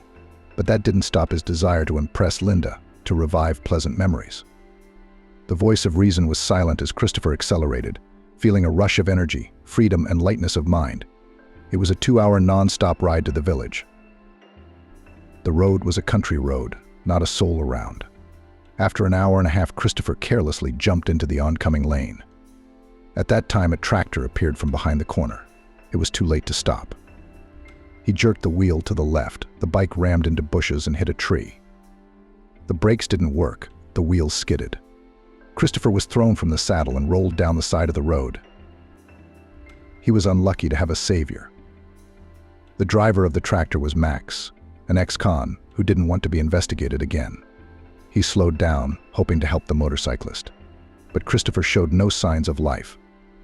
So Max took his things, got back into the tractor, and drove off, leaving the unfortunate man to die. He didn't say anything about the accident, didn't even feel remorse. It was an accident. It was not the tractor driver's fault. And humanity, unfortunately, is inherent in few people. On the same day, Julia's mother missed her son. She found out that he had taken a week's vacation. But he wasn't answering his phone. What a stubborn man, went to his redneck. Did I alarm him or what? Julia thought. She knew where Linda lived before her marriage, but she was not going to go to her place. She decided to wait a week and see. Julia called her mother Peggy in the village to ask if her grandson had shown up. No, he hadn't. Her son's cell phone went dead. A week later, he still hadn't returned. She decided to go to the village herself. She reached Peggy's mother, whom she rarely saw or spoke to. The news was shocking. It had been a year since Christopher had visited his grandmother, whose name was Madeline. He had not come to the village a week ago, nor yesterday, nor the day before. Linda, the letter carrier, do you know anything? Julia asked her mother. It's your sister-in-law, my dear. Are you out of your mind? Peggy was silent, shaking her head. Something flashed in her eyes. She hasn't been in the village for years. Didn't she come to live with you? She and Christopher have been divorced for 2 weeks. Where else would she go but to the village? She's been away. We're almost next door, 2 houses down. Julia, you're not making a mess, are you? I know you. I know you. Where did the kids go? They ran away from you, didn't they? They did the right thing. I raised a viper, not a daughter. You don't show your face around here, you don't help your mother. If it wasn't for Christopher, I'd be all alone. Mom, you never understood me. And I couldn't stand this village. What good is it? I'm sorry, but I was raising my son. It was hard. He's back on his feet. He hasn't forgotten anyone. That's my son. I raised him that way. So you survived, Linda? I was a redneck myself, remember? You got a temper, Julia. I'm ashamed I raised a daughter like that. Peggy told me what happened. Why did the children run away from you? My son must have gone to Linda's. His motorcycle's not in the garage. Where did it go? I don't know. I'm so sorry. Julia couldn't hold back any longer. She clasped her hands together and wailed.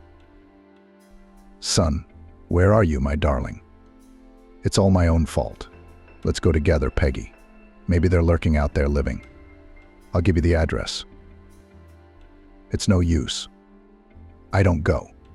You go on your own and don't come back to my place alone, it'll be safer. You go, I'll call you if the kids turn up. Julia went to the address, but no one was home. She knocked at neighbors' houses. When all around the neighborhood still there was neither Linda nor her husband for a year.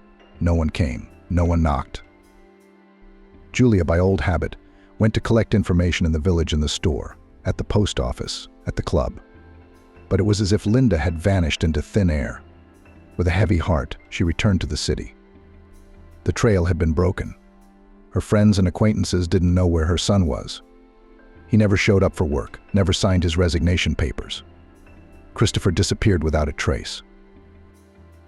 The last desperate step, a report to the police about the disappearance.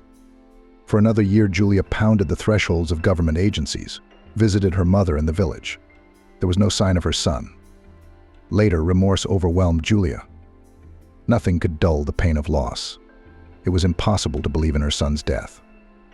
So she lived lonely, remembering the moments when they were together, though not always friendly. As long as he lived with that hillbilly, as long as he was near. The house was hopelessly silent now. Julia cried at the window all day long with an absent look, but she believed that her son would return. The story didn't end there. Christopher survived. He was saved by a family of witch doctors from the village of Red, which was in the neighborhood of his native village. It was an abandoned village with a few houses, where only the old residents remained to live. They traveled to their native village for everything they needed: groceries, things, small household items. On that fateful day, the daughter of the old witch doctor Luba went to the store through the village. First she saw a mangled motorcycle, and a little farther away Christopher unconscious. What grief! He must have crashed. What a handsome man he was. She sighed and shook her head. The girl's name was Roberta. She was trained in first aid, and often helped her mother treat people. Roberta checked and realized that the young man was alive, but it was not customary for the old-timers to call an ambulance. They lived in the same family, in case of trouble helped each other themselves. So Roberta ran for help. Christopher was taken to Luba's house. Things were bad. The victim hadn't regained consciousness for a week. They searched around the motorcycle, but they didn't find any documents, phone, or belongings. They were taken by a resourceful tractor driver so that there would be no trace of them at all. The stuff was just for his own use. He burned all the papers, even his passport. There was a man and he's gone, missing. The stranger woke up on the 8th day. Next to him sat a black-eyed beauty with a thick braid. When she saw that the patient opened his eyes, she jumped up and cried out, "Mommy, he's awake. Come here." A young but stately woman came in, bent over him, held his hand. "My dear, how will you live now? Where did you come from? What's your name?" But Christopher was so weak he couldn't speak. He shook his head, trying to say something, but he couldn't get a word out. "Roberta, go and get him some broth and tea." "I guess he can't talk. Then maybe he'll write from where?" The man was horrified to realize that he didn't remember his own name. Moreover, he didn't know who he used to be or who he even was. He hammered desperately, trying to get up, fell silent and lost consciousness again. He was later brought out. That's right, resiliently. The guys brought his motorcycle back, put it back together. They wanted to use it to identify the man, but somehow they forgot. It's no use, they thought. After all, the village had hardly developed. A good man, we need him. Christopher didn't remember his former life. It was his fate. Scarlett nursed Christopher back to health. She had fallen madly in love with him. He, too, was enchanted by this extraordinary, caring girl of fabulous beauty. In time, Christopher began to talk. He turned out to be a jack of all trades. He quickly learned to build, put up a log cabin for his own Scarlett, and furnished it. And so they lived together. Vague pictures of the past surfaced. but nothing made sense. With some secret excitement, he looked at the frost, and then all was eclipsed by lethargy. The memories went no further. Christopher was no longer himself. He was given a new name, William, slipped the papers of a long dead man, buried but not registered as dead. William Davidovich Redfill was born. For a long time he couldn't remember where he came from, who he worked for, or why he was on that road. And Julia was still waiting for her son's return. Her motherly heart told her he was alive. It had been 5 years since his disappearance. Christopher had been reported missing. The bleak days dragged on. It seemed as if nothing would happen until she died. Then one day she received a letter. A very strange message came from the village of Chaslevoix from Linda. On a white sheet of paper was written only one word: monkey. What nonsense. Julia shook the envelope. Nothing more than that. A gap. On the window the sheet was blank. That's what I said. She's a mad fool, she muttered. That same day she left for the village. The first thing she did was to go to Linda's house. She didn't remember at all her son's story about how he met his wife. This time the door to the house was thrown open wide. It was empty inside. Julia walked through the rooms. It didn't look like anyone lived here.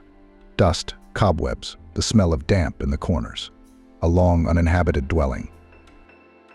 But in the midst of this emptiness, on the windowsill stood a tattered portrait of a sweet little girl. Julia shuddered and cried. Christopher's bottomless blue eyes were staring at her. She grabbed the portrait, read the inscription at the bottom, Mary. On the back, Mary Christopher Redfield. Can't be. How could it be? For 5 years I've been alone, with my granddaughter growing up next to me. All because of Linda, the village witch. All because of her. She took away my son and hid my granddaughter. What a bastard. Julia howled as she stared at the photograph, stroking the face that bore the features of her precious Christopher. Then she sat down and burst into tears. Tears of remorse flowed in streams. It was she herself who had kicked the good girl out without complaint. She had given her wormwood to keep her from becoming a mother. But what a cruel fate.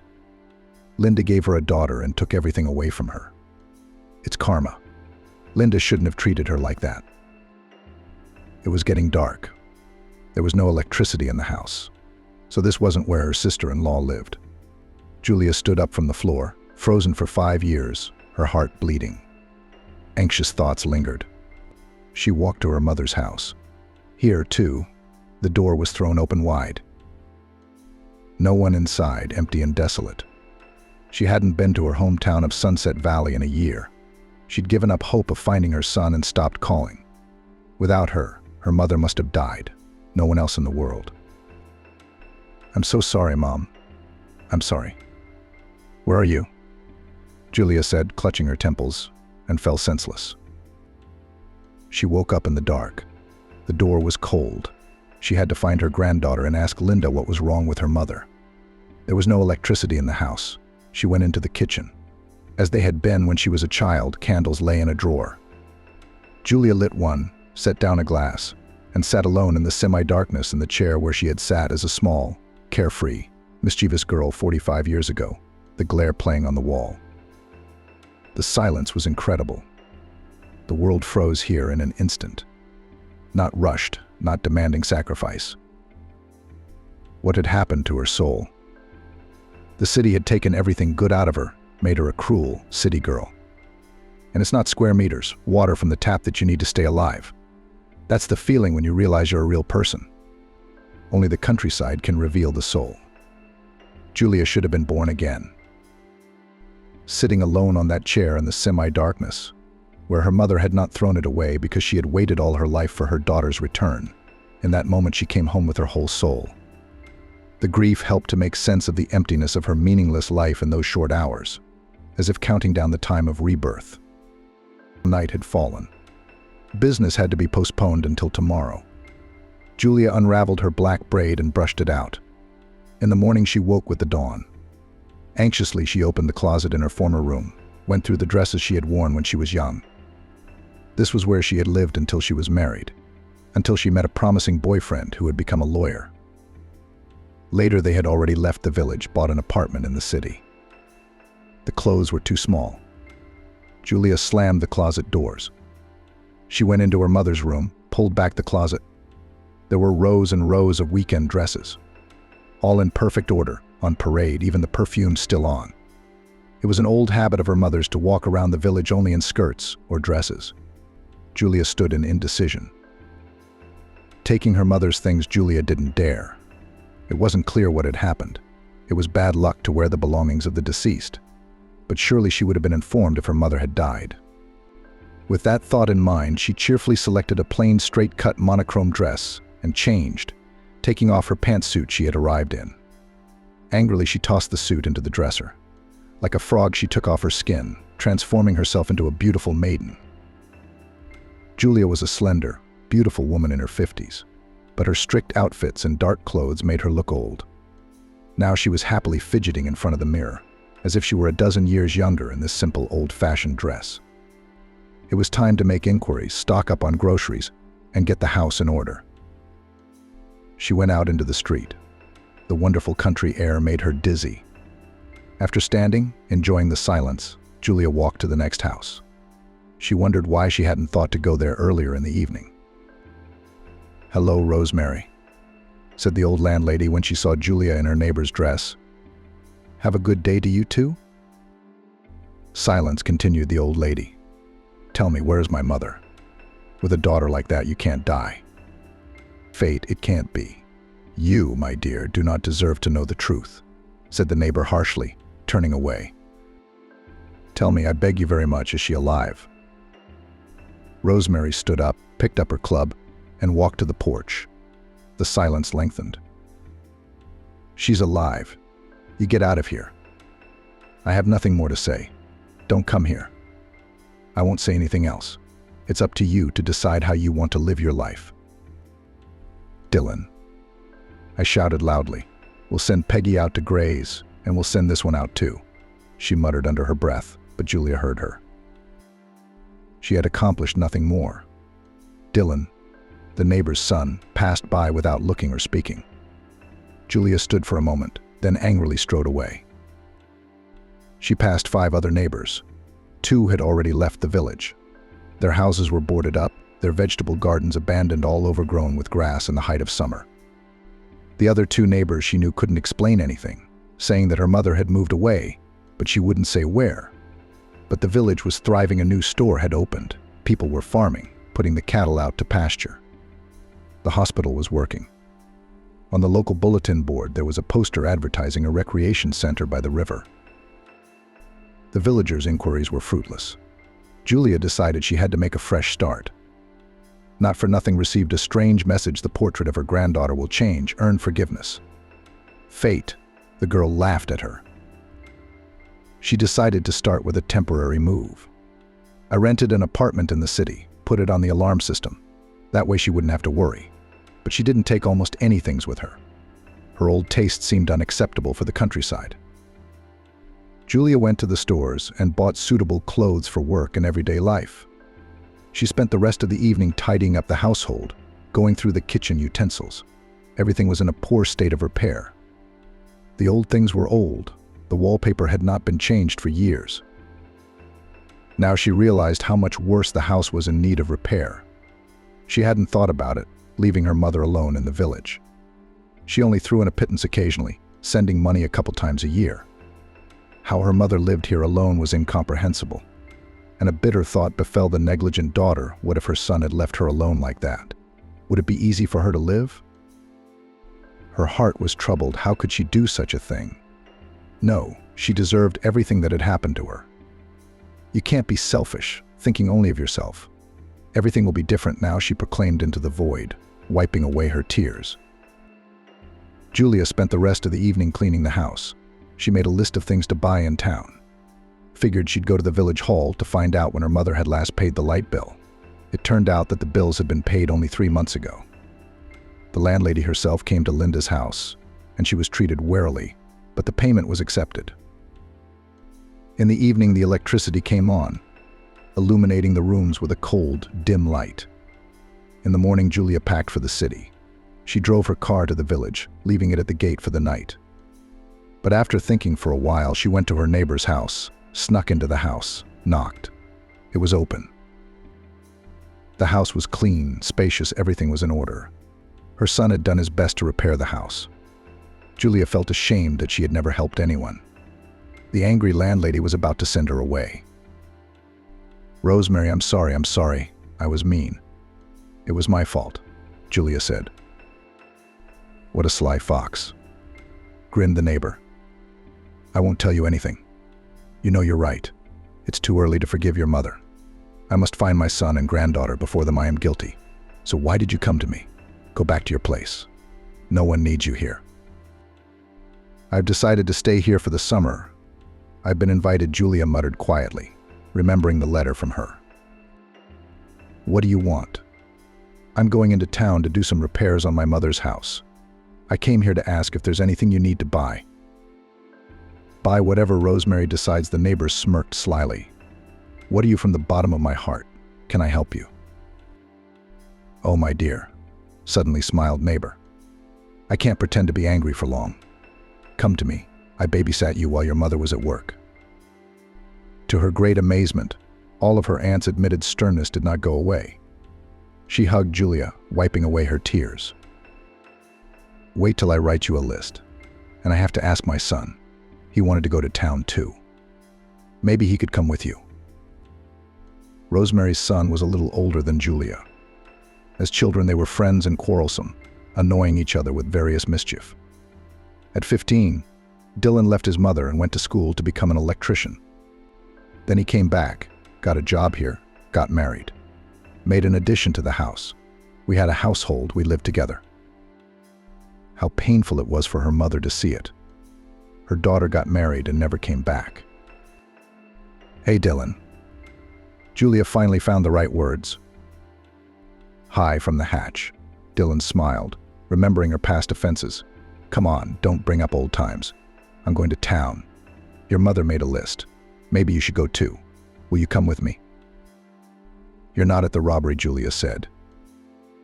The irony was uncalled for. When she was a kid, she'd thrown herself behind the wheel of his motorcycle, but she'd lost control. Drove off a bridge into a river, and they were rescued. They banned the bike. Dylan didn't forgive her for that and stopped talking to her altogether. He'd do little things, like scare me with caterpillars or throw mice. "Don't worry, I've been driving for 20 years, said Rosemary. "My husband gave me a car for my wedding, and I learned right away." "And you buried your husband?" Dylan asked. "My mother told me. God rest his soul. I'm sorry." "What you reminded?" Rosemary sighed. "Nothing. Where did your wife die?" "Went out on the ice in the spring, trying to rinse her laundry. It sucked her in.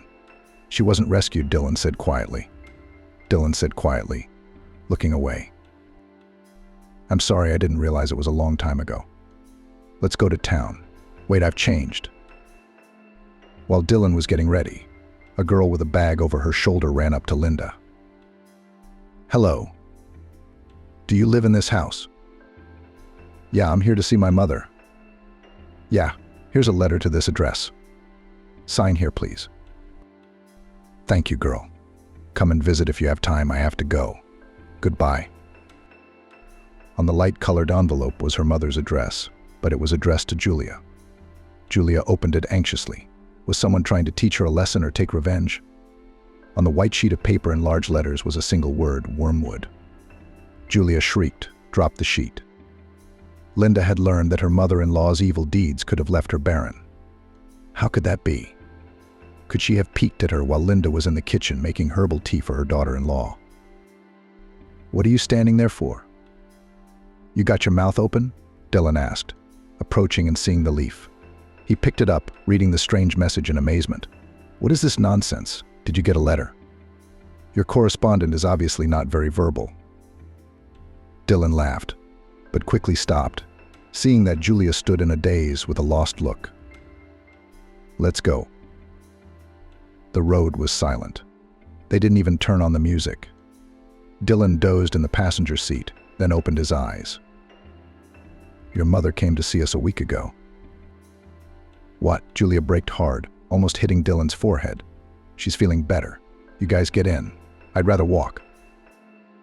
You're being a bit of a jerk. I'm sorry. But why didn't Aunt Rosemary tell me? I was so worried. Do you know what I've been through? I've already buried her in my mind. Don't yell. What's going on? Julia said it quietly, pulling over to the curb. I don't know. They were whispering in the kitchen without me. And my mother forbade me to talk about it. Don't ask me anything. I'm going to go, Linda said. Here we go. Wait. I'll find out for myself. Don't say anything. Let's go. The shopping trip took longer than they thought. It was getting dark by the time they filled the trunk and the back seats. Julia talked Dylan into spending the night at her apartment. He walked around the rooms for a long time, looking amazed. It's like a museum. What kind of place is this? You must be crazy to live in the country. There's a living room as big as your mother's house. Yes, my mother lives in poverty and my daughter lives in luxury. Patricia's herding the flock is marvelous. Dylan, I know everything. Calm down, Julia stopped him. You'll sleep on the couch, come on. I'll feed you, but I won't give you caviar. I'll feed you, you furry hedgehog. Dylan replied playfully. Julia thought that it was unbearable to live alone. Caring for others gave her energy. Dylan was thoughtful, looking at his mistress with respect. The evening was not going well. The guest was obviously hiding something from her, but Linda didn't ask any more. The letters led her to some goal, like stages of tests she had to pass. In the early morning, Dylan got up, lifting Julia. He never left his mother alone for long. He had to help with the chores. They came back when the neighbor had already put the cow out to graze. Why didn't you come back yesterday? Every hour counts. I can't cope anymore. And it's getting scary to spend the night alone, the neighbor said. And then she smiled and invited us to tea. They unloaded the shopping. Julia brought a set of pots and pans as a gift for her neighbor. She knew that cookware is the main problem of village housewives. Rosemary went to deny, but accepted the gift. The hut was clean, cozy, warm. The hostess brewed tea, put a film with lambs, jam, and honey. A quiet morning in the village, peaceful. Julia sipped her tea. She looked at her hostess with bewilderment, remembering something. And I suppose you were bitter. I suppose others had a sweet life? Remember that with wormwood? Julia choked. Rosemary was coughing and crying. You eat it with jam from the freezer. You eat it with jam from the freezer. It'll be less bitter, she said with a sly squint. Julia shuddered. Tears ran down her cheeks, and she jumped up and ran out without looking at anyone. This had never happened before. Nothing disturbed her heart. She had easily done mischief to her sister-in-law. But now a long dormant conscience woke up and troubled her soul. Julia sat on the bench at the gate and could not calm down for a long time. There were no thoughts in her head, only tears flowed unrestrainedly, washing away the blackness that lived in her soul. Nancy's granddaughter was to take away the bitterness of life. A little while later, Julia began to unpack. Then she fiddled in the kitchen until evening, took everything out to the veranda, painted the ceiling and walls, deciding to wallpaper. She just mopped the floors.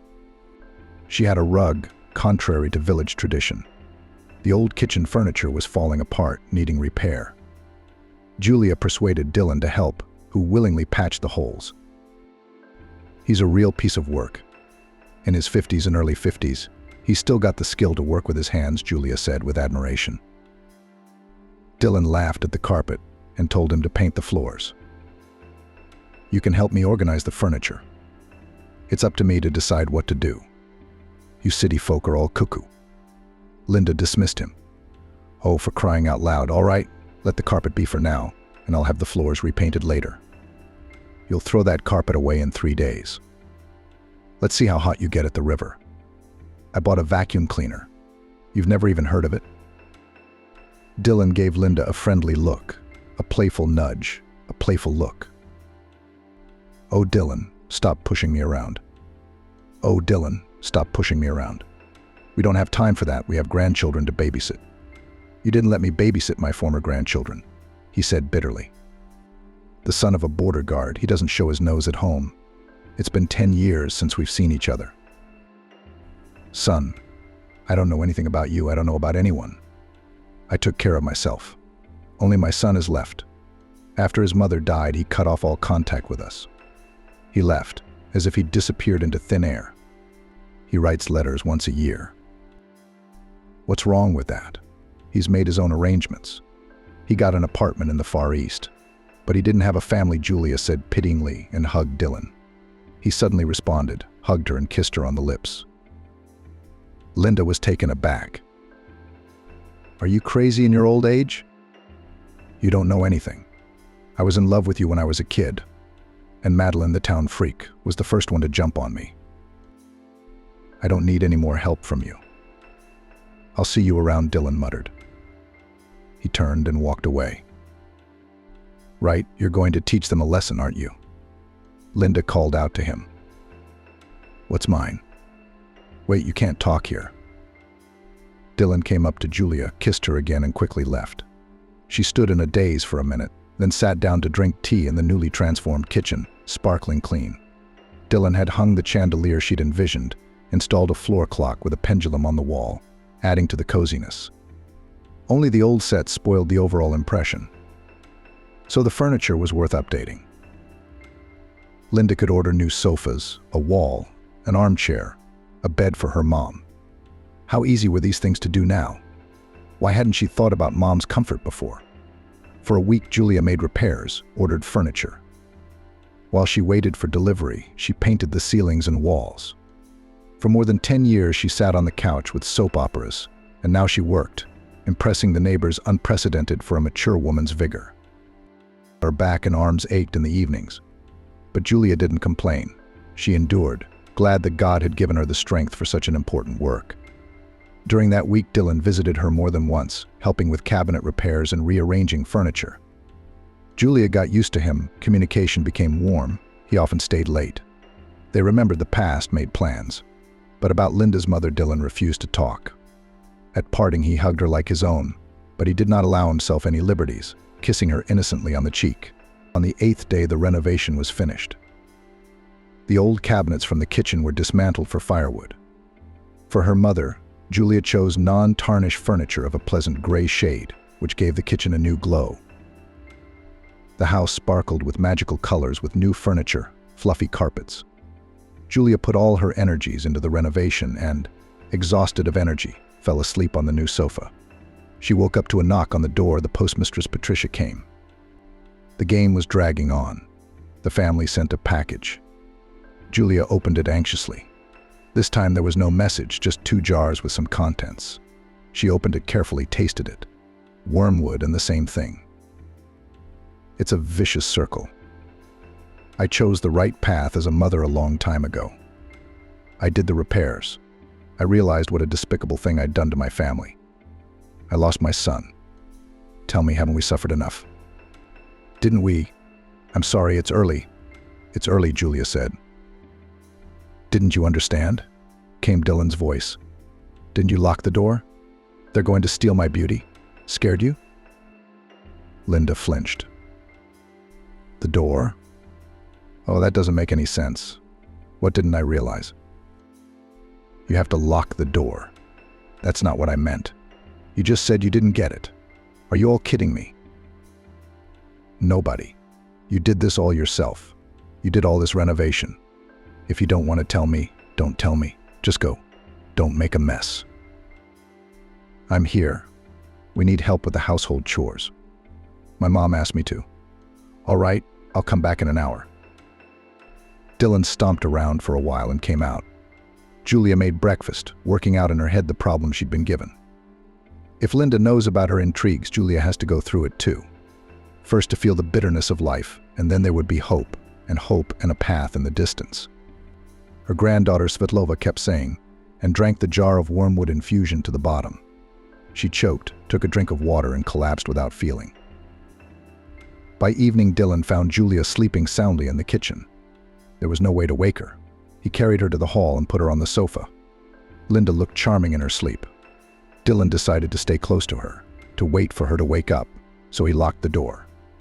He went into the kitchen. His eye caught a jar of some kind of potion. He sniffed something familiar. He remembered the inscription in the letter he'd recently received. Wormwood. Dylan thought that Julia's mother had continued the punishment, but he wouldn't interfere. Let things run their course. They say Julia herself had been scheming against her daughter-in-law for a year and a half, playing with her fate and her relationship with her son. Dylan turned off the light and lay down on the bed in the bedroom. He fell asleep quickly, a sound, healthy sleep. Julia woke up when there was deep darkness outside the window. She was surprised that she had no memory of the previous day at all. Opening her eyes, Julia squealed with horror. There was a dark silhouette standing on her doorstep. She ran to the bedroom, closed the door, sighed, looked at the bed, and a scream caught in her throat. In the semi-darkness, she saw Linda sitting with her legs overhung. She was pointing her finger, whispering that Julia had ruined her unborn children. Linda fell to her knees. "I'm sorry," Linda, the frightened woman, pleaded. "I pray to God. I'm guilty everywhere, but I don't hold a grudge." An ominous silence was her answer. When Julia looked up in fear, she saw that there was no Linda, but a man sleeping on the bed. She jumped up, a pounding in her temples. Her head was spinning. She listened silence. It was only when she looked out into the living room that she realized there was no one there. Turning on the bedroom light, Julia breathed a sigh of relief. "Dylan, how you frightened me." But he was sleeping soundly as a baby, not awakened by her cries. Turning off the light, Julia went into the kitchen. There was still someone standing at the threshold, a dark silhouette. It walked quickly toward Julia. Dazed with horror, she skidded back into the bedroom, but there stood her mother with an angry expression on her face, moved her whole body, approaching, threatening her with her finger. "Why did you have children, you naughty daughter? You've ruined everyone's life. You yourself are wearing silk. You didn't think about your mother." "Mommy, don't." "I'm sorry, don't swear, I'll fix it. Everything will be different," Julia begged. Her mother had almost reached her and held out her hands. Dylan woke up. He saw Julia staring into the void and whispering in a frantic plea for forgiveness. "Julia, what are you doing?" She finally saw that there was no one in the room but Dylan. His shout cleared her eyes, but the fear remained. "There's someone in the hallway," Julia whispered. "You're a mess," Dylan said, shaking his head. "You should take less of that stuff." "Why did you take wormwood last night?" "Wormwood doesn't give you visions. It was spiked." "That's right. And you knocked over the second bottle," Linda said. Julia flinched. Linda was talking to her. Monkeys eat." Linda laughed. "Oh my God, I'm imagining things again. Do you have a headache?" "Impossible," Julia said. "Let's go to Mommy. She'll tell you what to do. Take the jar." Julia obediently got ready. She could still hear footsteps in the house. Shadows seemed to lurk in the corners. She fumbled around, grabbing Dylan's arm. Without letting go of him, they came to Rosemary's room. She picked up the jar, took it, and laughed. "Well, my dear, how long will you dream of things? A mushroom for a mushroom. That's what you should have called the potion." Rosemary laughed again, but sat the guests down. She fiddled with the herbs and poured some fragrant tea. "Here, drink this. It'll make you feel better." "You must have a headache," she said to Julia. "Thank you." "I hope it doesn't make me quite," Julia mumbled. "If you don't want to, don't drink and get out of here," Rosemary said sharply. "Why are you acting so strangely? You're persecuting me and helping me." "Julia, remember the main truth: everything can be forgiven. But guilt in front of an innocent child cannot atone." At home, Dylan gave Julia a lecture. Said that today he would not babysit her. He would come back in the evening. The woman entered the house anxiously, not noticing anything suspicious. Her head ached hardly at all. She felt like going to sleep. Julia fell asleep quickly, barely putting her head on the pillow. She was awakened by her own voice. "Hello, daughter." Her mother was sitting on the edge of the couch. "Mommy, hello, hello. How I missed you," Julia exclaimed. "How beautiful you've made it. Would you have done it before?" "It was so nice," replied her mother. "Mom, I'm sorry," Julia cried, and tried to get up but couldn't. She forcefully crawled on the couch and opened her eyes. The whole pillow was wet. There was no one in the house. "I was dreaming," she whispered. "But Mom, we'll meet. In fact, I'll change everything." Her head was still heavy, dizzy and aching in her temples. Julia walked to the kitchen, took a jar of jam, tasted it automatically, struggled to do her household chores. Having moved, she decided to cook something tasty, to make pies to treat Dylan in the evening. She had a secret liking for her neighbor Christopher. He was as at ease with her as if he were her own. After an hour, she was surprised to note that her headache was gone and her consciousness was clear. A burst of strength and appetite reminded her that she was quite well. "Monkey helped monkey, because after the tea I had dreams," Julia said. Julia started a new phase of her life and decided to find something to do to keep busy. She used to work for her husband at the prosecutor's office as a secretary. Together with Christopher's father, they had made a fortune and had become respected people in the city. But now Julia realized that no luxury could replace family. The longing for her son, the desire to see her granddaughter and meet her mother had become the main value of her life. It was getting dark. Julia cooked goodies and waited for Dylan to arrive. Then she got angry and decided to go to bed. There was a knock at the door, but instead of a neighbor came a girl who handed Julia an envelope and disappeared. This made Julia angry. She wanted to throw the letter away, but she overpowered herself, sat down and printed the message. "There are many roads to redemption, but unfortunately not all of them are peaceful," Julia read aloud. "Sounds like a threat." "It's my job to scare you," came a man's voice over her ear. "Who's there?" Julia shrieked in horror and jumped up sharply. Dylan laughed. "You're sincerely making fun of me," Julia rebuked him. "Did you do it on purpose? I was baking you pies. You're not getting any. Get out of here. I'm an old woman, I have nerves. I have a weak heart. If I don't live to see my son and granddaughter, you'll be responsible for this sin. Just so you know, mark my words." "You just cursed me," Dylan grinned. "You should close the door. What's the fashion for you to swoop in like a witch? I'll go. Good night, mad woman." Wait, sit down, eat. Woof, what are you doing?" "Well, you give me as a dog commands." Julia was outraged. "Okay, sorry, I'm kidding. Get your pies." "Okay, but don't scare me again. Next time, I'm sure I'll give my soul to God, without fail." "You've got another 30 years on you," Dylan laughed. "What kind of treatment is that? Are there no other words for me?" "There are. But you'll like them even less," Dylan replied. "Shut up. It's scary to imagine what's going on in your head," Dylan said with a sudden change of tone.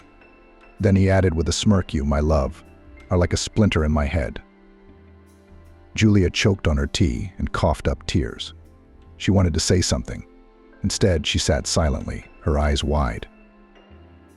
"You're out of your mind," Dylan grumbled. He hadn't expected such a reaction. He wanted mutual recognition, a warm relationship.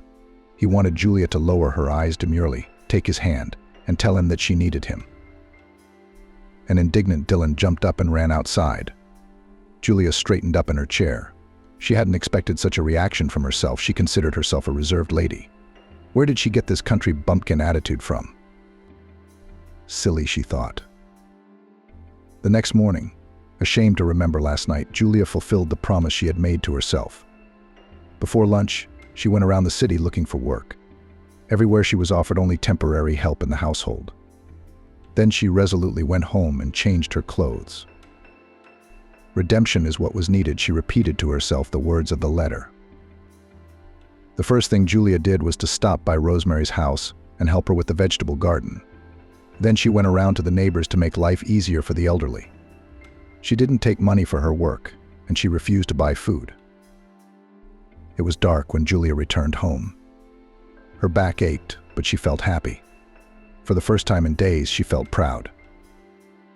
As she approached the porch, she heard some rustling behind the house. A dark figure. Was she imagining it? Deciding to see what was there, Julia took a few steps and suddenly fell into a hole. She hit her head on something hard and lost consciousness. When she woke up, Julia couldn't tell what time of day it was. It was completely dark. She twisted her head around and tried to get up. When she hit something, she shrieked and felt around, and there were wooden walls everywhere, with planks on top. She was trapped in some kind of box. A cold, sickening feeling of fear and hopelessness scared Julia to death. "Help me! Help me! Help me! Help me!" She screamed, hysterical. It seemed to her as if an eternity had passed, and at last her body quieted. Her head was splitting with pain. Taking a full breath, Julia calmed down. She remembered the words of the letter, "Not all paths to redemption are peaceful." "This is too much, too much. You can't torture a man like this. You can't," Julia screamed and cried, pounding on the walls of the box. Then she noticed that the lid was sliding open. Julia put her hands and head against it and with an effort opened it. The daylight blinded her eyes, which were unaccustomed to brightness. She blinked, then stood up. Her heart nearly stopped with horror. She was standing in a grave, in a coffin, in a cemetery. Gathering her last strength, Julia began to climb out of the grave. At that time, an inebriated watchman came running to her screams. When he saw someone climbing out of the grave, he almost had a stroke. But he still ran up and managed to push Julia back when she was almost out. "Damn zombie. You've got a heart, but you've got an ugly face. Where did your kin put you?" muttered the watchman. Despair seized the unhappy woman, but she guessed to speak calmly. "Grandfather, grandfather," she cautiously called the watchman. "This is the work of the evil power. Lord, forgive me, sinful, I repent. I swear I won't drink anymore. Grandfather, I'm alive, I fell here. I came to visit my family, and here's this open grave. Grandpa, help me, please." "Cunning, pretending to be a human being," said the watchman cautiously. He looked into the grave and saw Julia in black work clothes, with her hair tangled and loose. "Help me, you idiot, you damned bastard. Help me out of here. Get me out of here at once," Julia whispered in helplessness, like a hiss. "Holy Mother of God," the guard exclaimed fearfully and ran away, making the sign of the cross. "Go on, you heartless man. Get out yourself," he said. At the third attempt, Julia got out of the grave. The cemetery was deserted, with a field beyond. A narrow path led somewhere. But where was the village? It was hard to figure out. The paths to redemption are far from peaceful. How did I even end up here? How could anyone do this to a living person? Julia pondered. She sat down by the roadside and began brushing her hair, which seemed to be purposely knotted and tangled in the ominous silence of the cemetery. Thoughts of life and death came into her head. Here is the end of everyone's life, the grave. How much of us is empty, unnecessary, superfluous, and all of us have the same end in a hole under the ground.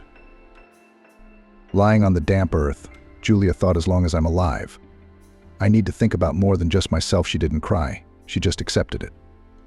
Washed, go down that path over there, as if the road was telling her. Or to a new life one must pass. Maybe this is the path of redemption, not a peaceful one. Mommy, Mommy, tell me, you're the one who played games with me. How could you do this to me? Julia knew the answer. She had forgotten the way to her mother's house. It was time to return to the place where her soul would be born again. In her mind, she forgave her mother for everything. It was important to go through this redemption, any hardship. It was necessary to beg forgiveness. The path led to the road, but no one passed by. After 15 minutes, Julia was exhausted. She was thirsty. Her legs ached. She sat down on the side of the road to wait for a car. A tractor showed up. By a fateful coincidence, Max was behind the wheel. He agreed to give Julia a ride to the village for a small fee. As she sat down next to him, she breathed a sigh of relief. Then she noticed a familiar backpack at his feet. Julia leaned over and was horrified to see the secret embroidery on the strap, which she herself had custom made for her son. "Explain at once where you got that from?" she asked sharply, stopping the tractor. "I found this backpack by the roadside, picked it up." "It was a long time ago," Max replied. "I don't remember when. Tell me the truth." Julia slapped the driver. Max did not tolerate it, got out and threw the woman out of the tractor with force, and then drove away. Julia made her way to the village in tears. She was determined to find out about the backpack. The hope of finding her son loomed ahead. His backpack was here, which meant Liam was coming not far away. He and Linda must be messing with me, Julia thought.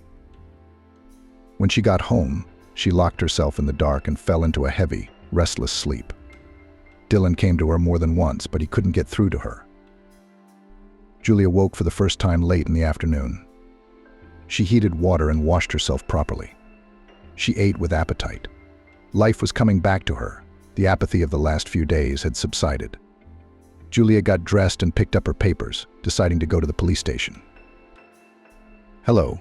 5 years ago, my son went to the village of Rodnoy but never returned. Wait. The officers on duty will call the district police officer to you and make a statement with him, Julia was told. An hour later, the woman was invited to the office. Hello, Kevin. This is the district commissioner. What do you want to see us about? The man asked. Julia detailed the events of 5 years ago and described yesterday's incident with the backpack. She was asked to write a statement and promised to look into it. In the evening, she received a phone call and was told to come to the station. They refused to search for her. No good. Here's a brand new backpack with no embroidery. They searched the house, found nothing, Kevin said, showing the backpack. A clever man figured out what was going on. He got rid of his son's things, burned them in the backyard. Julia got nowhere. The trail went cold, but she didn't take a statement. Your Liam's missing, the precinct officer said harshly, shooing the woman away. But Julia didn't give up. She decided to turn to Dylan for help. She needed to nail Max to the wall, but the neighbor refused to help. Are you crazy? Just live in peace. Everything will work itself out. Don't you understand? That's my son's backpack. I haven't seen him in 5 years. This bastard's obviously up to something. If you don't help me, I'll go to him myself. You can't stop. And anyway, where were you yesterday? Wandering around the vegetable gardens again? Yes, I was helping. Digging underground. Julia didn't want to say anything to scare Dylan. I'll be honest, it's a great distraction from my darkest thoughts. They stood in the doorway, embracing each other as if they were young, with all the burdens lifted from their shoulders. People who had passed the test, forgiven each other for the present and the past. Dylan and Julia made no secret of their relationship. Rosemary took it calmly, only told them to help with household chores as before. 2 days after the cemetery came a new message. Julia was already waiting for it. She opened it without excitement. It was a postcard with an invitation to visit the vacation home by the river. Dylan took the news calmly. Rosemary sighed mysteriously, smiled imperceptibly. They both knew the landlady of this inn. Julia was waiting for the last test. No matter how much she begged, Dylan refused to go with her and remained adamant. Julia hastily packed, took the invitation card and set off on her journey. It was a short drive, about an hour on a country road.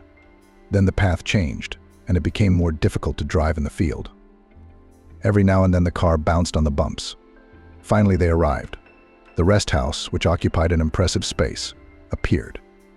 Several hunting lodges and a 2-story building were located along the river. At the gate, the guard let Julia through without question. Pulling into the grounds, she read the name. In bright red letters on the hull, it read Morocco. 5 years ago, Linda Svetlova found herself on the street because of her mother-in-law's sneaky schemes. The biggest blow was the betrayal of her husband. He did not believe her, did not support her, threw her out as a mean woman. Linda couldn't bear it. Her heart was broken. There was no point in living any longer. Without a shadow of a doubt, she stepped into the road, but a man passing nearby pushed her away a second before the irreparable happened. Linda's head was only slightly bumped, but she was still taken to the hospital. The doctor told the unbelievable news the girl was pregnant. Only this saved Linda from the terrible pain in her heart. She wiped her tears and decided to live against fate. Linda did not want to return to her husband. She could not forgive his betrayal. There was only one way left to her homeland, to her native village. When she returned, she put the house in order and cried for 5 days after being locked up. She had to organize her life for the sake of her child. Linda pulled herself together. She went into town, quit her job at the store. Peggy, Christopher's grandmother, the same Maria Ilinichna, met Linda at the store and told her to tell the truth. They were more than just neighbors. Linda often helped Peggy in the household, came to visit her. The girl became family to this woman. But Julia did not know this and did not see beyond her nose. In the evening, pregnant Linda could not resist and told Peggy for a long time what she had been through for a year and a half. The neighbor cried, unable to believe her own daughter's meanness. Then the old woman took Linda in to help her through this difficult time. The girl got a job in a bakery and managed to help her patroness. When Julia came looking for traces or news, her sister-in-law was in the next room. She was also the one who bribed the villagers to make her mother-in-law think Linda had not returned to the village. Not for a second did the daughter-in-law feel sorry for her mother-in-law, but the news about Christopher alarmed her. She began to search for him. Her first attempts to find her husband proved futile. 7 months later, Linda gave birth to a daughter and named her Madeline. One day, walking on the bank of the river, the girl thought how good it is in the village to rest from the city. After all, it is a very good idea to build a house on the shore so that the townspeople could rest in it. This thought she shared with Peggy. To Peggy's great surprise, she brought the whole 2 million wrapped in a dish towel. Wow. How did you get so rich? I've been saving. Julia used to give me money like a dog. I couldn't spend it. She didn't set eyes on me for 5 years. Christopher used to come and leave me some money too. I'd save it up. I'd give it to a good cause or a church. I don't need anything myself. Take it. I'm sorry to you. I've been suffering because of my daughter. Thank you, Linda said. It's not just for me, it's for you and a good cause. After consulting a lawyer from the city, Linda got a permit and bought a plot of land by the river. The first house came out small. At first, she didn't think it would be anything worthwhile. She advertised in town and people showed up. They bought places 2 months in advance. A year later, they built 2 two-story buildings and added hunting cabins. The demand did not fall, and the profit grew. For the summer, Linda and her grandmother moved to a cabin built especially for them. All the while, the girl continued her search. She knew that Christopher never came home. He had been expelled from his job because of his long absence. Linda traveled all over the neighborhood in search of her husband. One day, she remembered the God-forsaken village of Red Lion, who lived under the name of William. Scraps recalled the past. Once he easily settled a dispute between the men, reading from the former lines from the laws.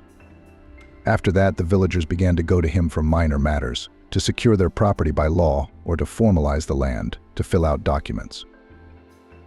It became clear that more than just a guest was being sheltered. Over time, Christopher grew cold toward his common-law wife. An unknown anxiety overtook his soul. He went to the river all day long, wistfully remembered the same village, grandmother, paintings. The past life was gradually coming back to him. Roberta immediately realized that William began to avoid her. The stern girl packed her things and returned to her mother. Linda did not even think of returning him. He only brought suffering with his indifference. There, in the depths of memories, awoke the feeling of a mysterious girl with a basket of flowers. He saw her in a dream, walking along the road. Then all was cut short by a black cloth. So he was tormented for another 6 months in fragments, remembering the past, trying to find out where he was found. And the next day, without informing anyone of his plans, he got ready to go to the village of Rodno. In the morning, he got up early, got on his motorcycle and drove away. Almost 2 years had passed since he had crashed before reaching his destination. Now he knew for sure that this journey had to be completed. That same day, Linda arrived in the village of Krasnoye. She went around 5 yards before they dared to tell her the truth about the accident. Linda was taken to Christopher's house, but no one was there. The villagers waved goodbye and invited her to visit. She could finally tell them who they had taken in. "He's from our village," they said. Christopher pulled onto the road, read the signs, looked around. Then he looked at the cars that occasionally passed by. He instantly refreshed his memories of that fateful day when a tractor had driven into him on this very spot. "Linda," a sharp pain stabbed at his heart. "How could you be without me?" He guessed that the whole misfortune had befallen them only because of his own mother. One planted packet of pills and a fictitious note had ruined entire families' lives. Christopher took a long time to come to his senses, hesitant to continue on his way. He walked between the trees, climbing out of the abyss he'd been living in for the past 2 years. It was like coming out of a coma. Finally, he decided to go to his grandmother to cheer and comfort her. It seemed to him that an eternity had passed. When he reached the doorstep of his grandmother, he ran into the veranda. Toward him, hearing the motorcycle, Peggy ran out. Both were crying and laughing. "Christopher, you're alive, sweetheart. I believed you'd come back, that you were alive," she exclaimed. "Let me look at you. You've grown up so much, and I'm still the same as my grandmother." "Don't cry. It's all right. Everything will be different now," answered Christopher. "And you rascal, how could you torture us for 2 years? Didn't your heart ache? Didn't you feel sorry for your family?" "I just remembered you today. Grandma, where's Linda? Did she come looking for you?" "You don't know anything," Peggy said, and led him into the house. Christopher saw a little girl looking at him with clear blue eyes. "Daughter," he breathed out and choked back bitter tears. "I kicked out my pregnant wife. For 2 years she was alone without me." The girl shook her uncle's hand and ran off to play. She did not immediately get used to strangers, brought up by her mother and grandmother. She was too young to understand the complexities of life. "Where's Linda? Did she go looking for you?" "She's been looking all the time. She went to Red," Peggy said. Christopher shuddered, realizing that he had missed his wife and that fate was confusing them. He decided to wait here for her return and had a long talk with his grandmother. Peggy told him bitterly, "Your mother, Julia, not only Linda, but your other girls were scared away from you, from your son. She once even confessed in a fit of despair how she had separated you from Linda, how she had written that letter in your name, how she wanted to make her infertile." Christopher could hardly believe his mother had arranged such meanness. A lump came to his throat. He shouldn't have believed his wife defending his mother. Because of her, he almost lost the life of his wife and daughter. "Granny, you can't let it go. You can't let it go. You can't. I don't want to see her again. I don't want to know her." Linda returned late that night. As she approached the house, she saw Christopher's motorcycle, burst into tears and rushed into the house. Linda rushed in and threw herself around Christopher's neck because she knew her lover had not betrayed her. Peggy ran to her mother and began beating Christopher with her palms, afraid that her uncle would hurt her mother. They decided to all live together, but they moved into a vacation home that needed owner supervision. Peggy stayed on, promising to move in with her grandson and great-granddaughter later. The vacation home prospered, growing. Christopher's help proved invaluable. With the property properly registered, they expanded and ran the business wisely. Christopher called his daughter Baby and spent all his free time with her. The girl loved her father and became attached to him with all her heart. For 3 more years, Christopher did not want to hear anything about his mother. Time has softened him a little, and he decided to forgive Julia. But only by changing would she be forgiven. Christopher himself devised a plan of redemption. Linda and Peggy did not immediately accept the offer to teach their mother a lesson. It seemed too cruel a way to bring Julia to her senses. "What? Christopher, we've already suffered for 5 years, just like Linda lost you. Julia didn't even spare our future children," said Peggy. "I never drank her poison. It was impossible to drink that stuff. Sometimes the decoction was switched, and sometimes it poured out," Christopher replied. "What did she use?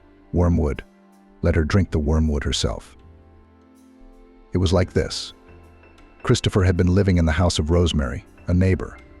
When Julia came to the house, the son was in a room a few feet away from his mother. He was glad she was near, alive and well.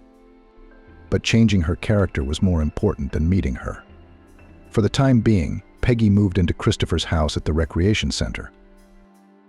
Christopher wrote a message, changing his handwriting beyond recognition. He wanted his mother to feel a little of what Linda had experienced. It didn't seem enough for him to just confuse her. He invented a whole epic of redemption, remorse, separation from his granddaughter, the bitterness of loneliness. Rosemary also made the frost and wormwood. The wormwood was laced with sleeping pills and hallucinogenic grapes.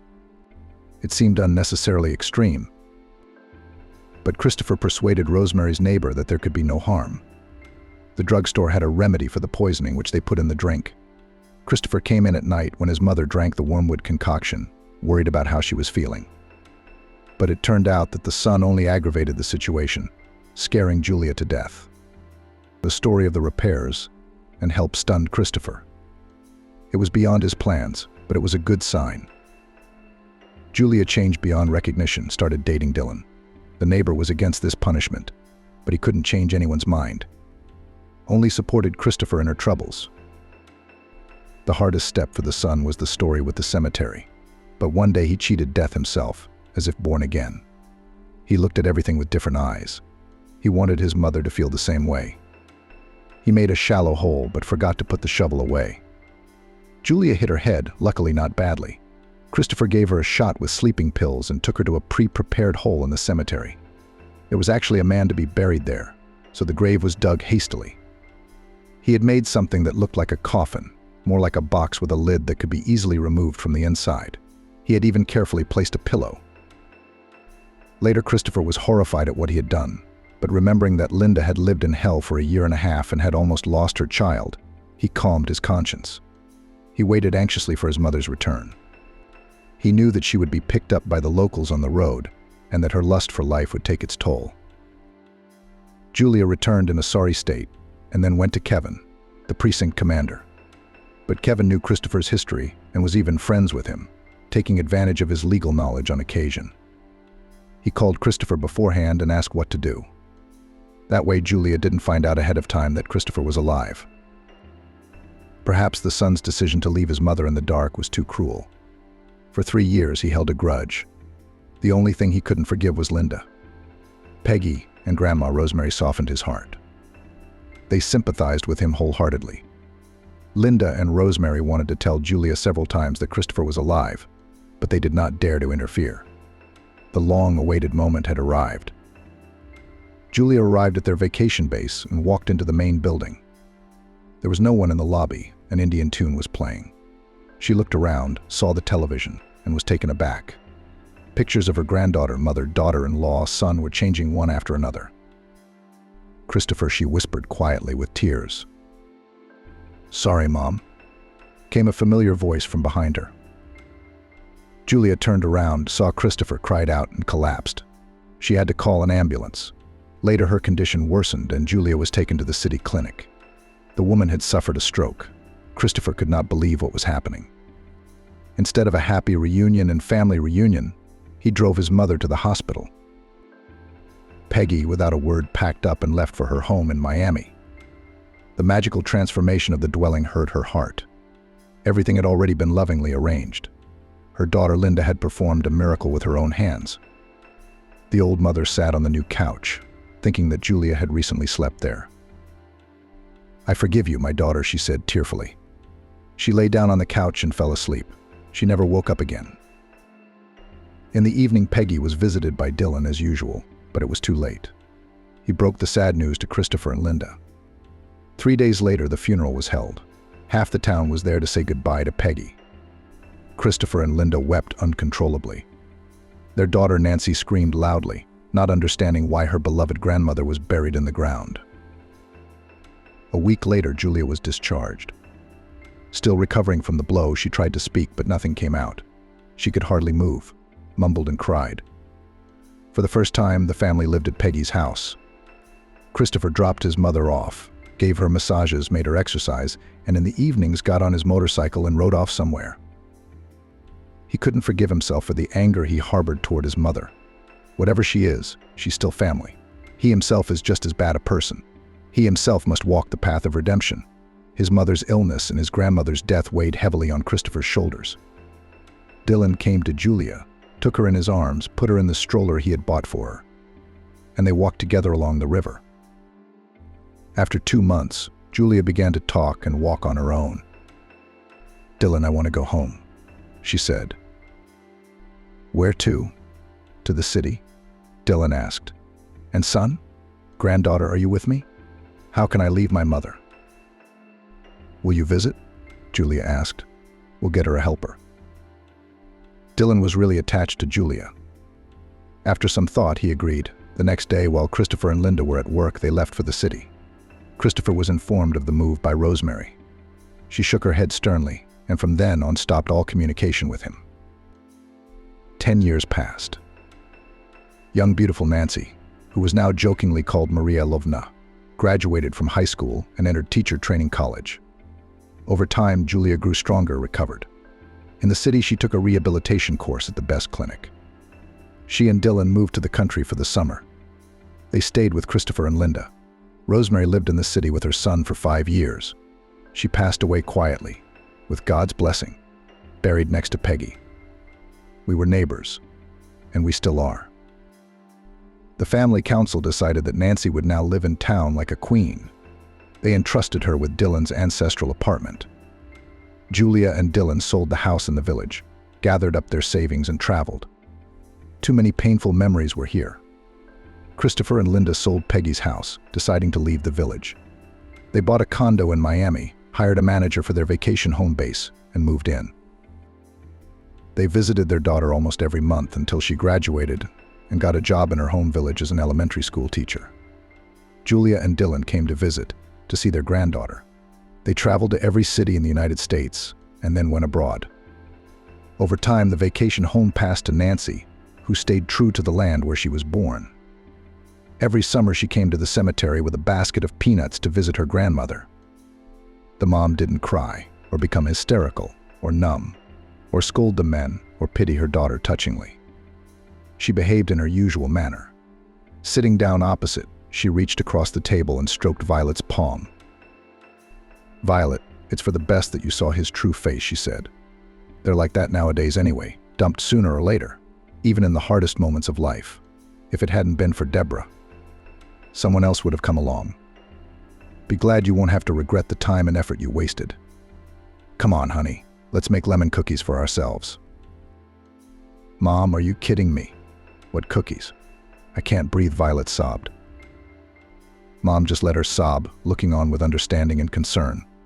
She waited patiently for the tears to dry up, and then she brought a glass of water and said, putting her arm around Violet's shoulders, "It really helps a great deal in such cases to do something familiar and ordinary. Of course, except for unpleasant chores like cleaning and washing dishes. I can't stand both. Although I love cooking and can create a culinary miracle from the simplest and cheapest products. I hate to wash dishes and make clean without any caprice," sincerely informed the mother of her fans. And the frightened lovers of free coziness quickly disappeared. Violet didn't work out like Mom. She didn't know how to stand up for herself, so they took everything away from her. So they took Max. That's what she should do. 6 months ago, Violet had a happy accident. She was in the right place at the right time, and her humble life miraculously changed.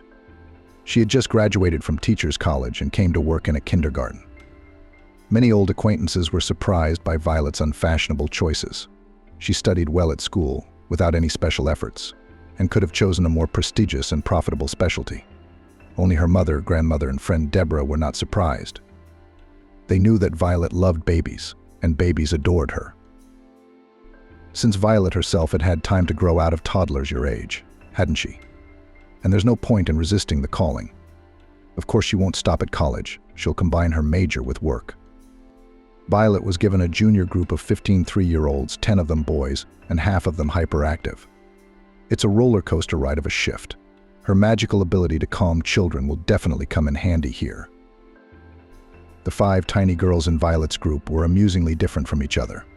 2 princesses, 2 shy, thoughtful.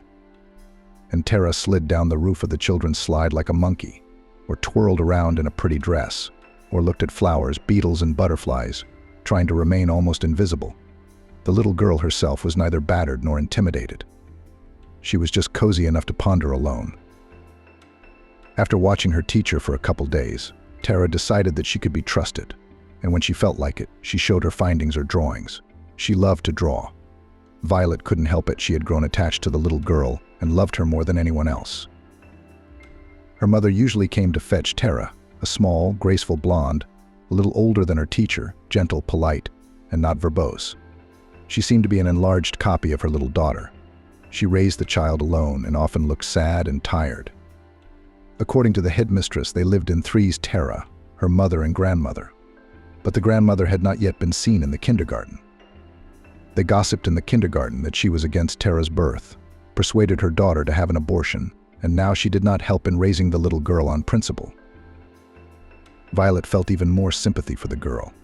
She herself had grown up without a father, but she had never doubted the love and care of her mother and grandmother during her childhood. Violet could have grown up distrustful, wary. But her mother's easygoing nature got in the way. Mama was convinced that most people weren't bad. They're just very different, and that's why there's misunderstanding between them. It was Violet's third month at the daycare center. One day, instead of Mama Mia, a sturdy, charming brown-haired man of about 25 came to pick up Tara. He was energetic, tanned, with gray-blue eyes and a bright, self-assured smile.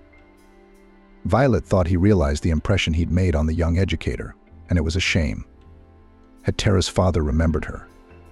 She thought, but in an instant she realized no, it was not her father, but her mother's brother. And she said out loud, "I can't give my child to a stranger. It's for the safety of the children entrusted to us. Tara's mom didn't tell me someone else was coming for her." "No problem," the stranger apologized generously. He pulled out his cell phone, made a call, and said into the receiver, "Mia, here is the most beautiful Mary Poppins me baby does not give me the baby. Talk to her in your own voice that I'm not a stranger." And he put Violet on the phone. "Violet, it's me, Mia. Violet, it's me, Mia. It's Tara's mom's voice. I'm sorry I forgot to warn you yesterday. My brother Max is here, and I asked him to pick up Tara so I wouldn't have to run from work." As tanned Violet knew, Mia's accountant has a strict boss who would rather stay late at work than leave early. Sometimes all the kids are already picked up, and Violet and Tara are still walking alone on the playground, waiting for their mom. It's good that Mia will get some rest, and Tara won't feel bad that she's the last one to be picked up, and for some reason it's very unpleasant that the young man is not Tara's dad. Though that doesn't mean he doesn't have kids of his own. Why should she care about that anyway? "Thank you for your vigilance," said the guy with a mock serious look. "Can you be trusted? Come, uncle, little girl, let's go home." At the exit, he turned around with the girl in his arms. "My name is Uncle Max." "Goodbye," Uncle Max. Violet said goodbye with a restrained smile and forced herself to turn around and walk from the locker room to the group. Don't let him think he impressed her. She sees uncles like that every day. It's so commonplace, and his smile is Hollywood. Like an ad man or a salesman. It's embarrassing. Anyway, it didn't work out for Violet. She kept thinking about Tara's uncle all evening, and the next day he came for her niece again. The usually cautious, reserved Tara ran to him, spreading her arms. "Uncle, pardon me for asking," Violet ventured to ask. "Is everything all right with Mia?" "Everything's fine," Uncle Max assured her. "I just thought I'd relieve my little sister. While I'm here, at least let her live without the daily evening races to the kindergarten. I'm out of contract, so I came to my folks for a vacation. I don't know how it's going to go." He was probably waiting for Violet to ask him something about who he worked for, where he worked. But Violet only nodded and said, "Okay, I see." And then she felt how stupid and boring it sounded. "Oh, I almost forgot." He slapped himself lightly on the forehead and held out a box of expensive candy. "These are for you. Violet and her mom used to get them on holidays." "Thank you." She was surprised. "What are the gifts in honor of?" "In honor of our acquaintance," the boy smiled. The next day he brought 5 large cherry roses. Tara was jumping up and down, happy with her favorite teacher's gift. Violet didn't have time to find the right word. The uncle picked up his niece, promised to come back tomorrow, and walked out the door of the group. Violet, after some thought, took the flowers home and told her mother about her new acquaintance. "Anyway, he's not a cheapskate," Mom laughed lightly, admiring the bouquet. "The flowers are gorgeous. Now, so many men do not give flowers. Even funny to say, they consider women mercantile for the desire to get a bouquet or a cup of coffee in a beautiful coffee shop. They draw stupid conclusions. Yes, I will always support a man in difficult moments, do not reproach. I will share all the hardships, but I do not intend to do it for a known bogeyman. One good thing is that you can see them right away. Oh, I'm distracted. Mom loved lyrical digressions, as she called them. She didn't share the details of her personal life with Violet, but she was happy to think out loud and you could more or less understand what she was going through. Haley had a happy streak. She was always interested in life, even if it wasn't going well. It was probably what made her look younger than her years and all of her classmates. Despite her modest income, she didn't hover in the clouds, but just a little soaring above reality. Do you seem surprised and confused? She asked Violet. Why would I be? The usual. A young man has decided to court you in the classic way. That's not a bad thing, as long as he's not married. I don't advise you to get involved with married men. You're so pretty, Violet. Girls have been guessing that since they were little. You don't seem to have any doubts, do you? With a modest smile, she added. Just a piece of antique window dressing. A modest beauty. My mother always managed to make me feel confident that everything would be all right.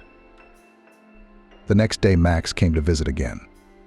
He took out of the inner pocket of his jacket 2 rectangles of theater tickets. Let's go to the theater on Saturday, he suggested. I mean, really, I'm just asking if you'd like to go out with me, Violet. We could try, Violet said. It's a really good theater. Saturday night, Deborah popped out, caught Violet packing. Wow, she said, her eyes widening in amusement. Are you putting on a case?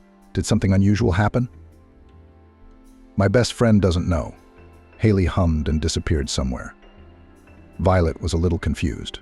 Her friend could guess what was going on, even in the middle of nowhere. And here was such physical evidence. Haley sewed at home. She could use ready-made patterns or custom orders, coordinated down to the smallest detail. She could use her own imagination when the customer didn't know what she wanted. Clients were very different. They paid not only in money, but also primitive natural exchange, as Mom called it.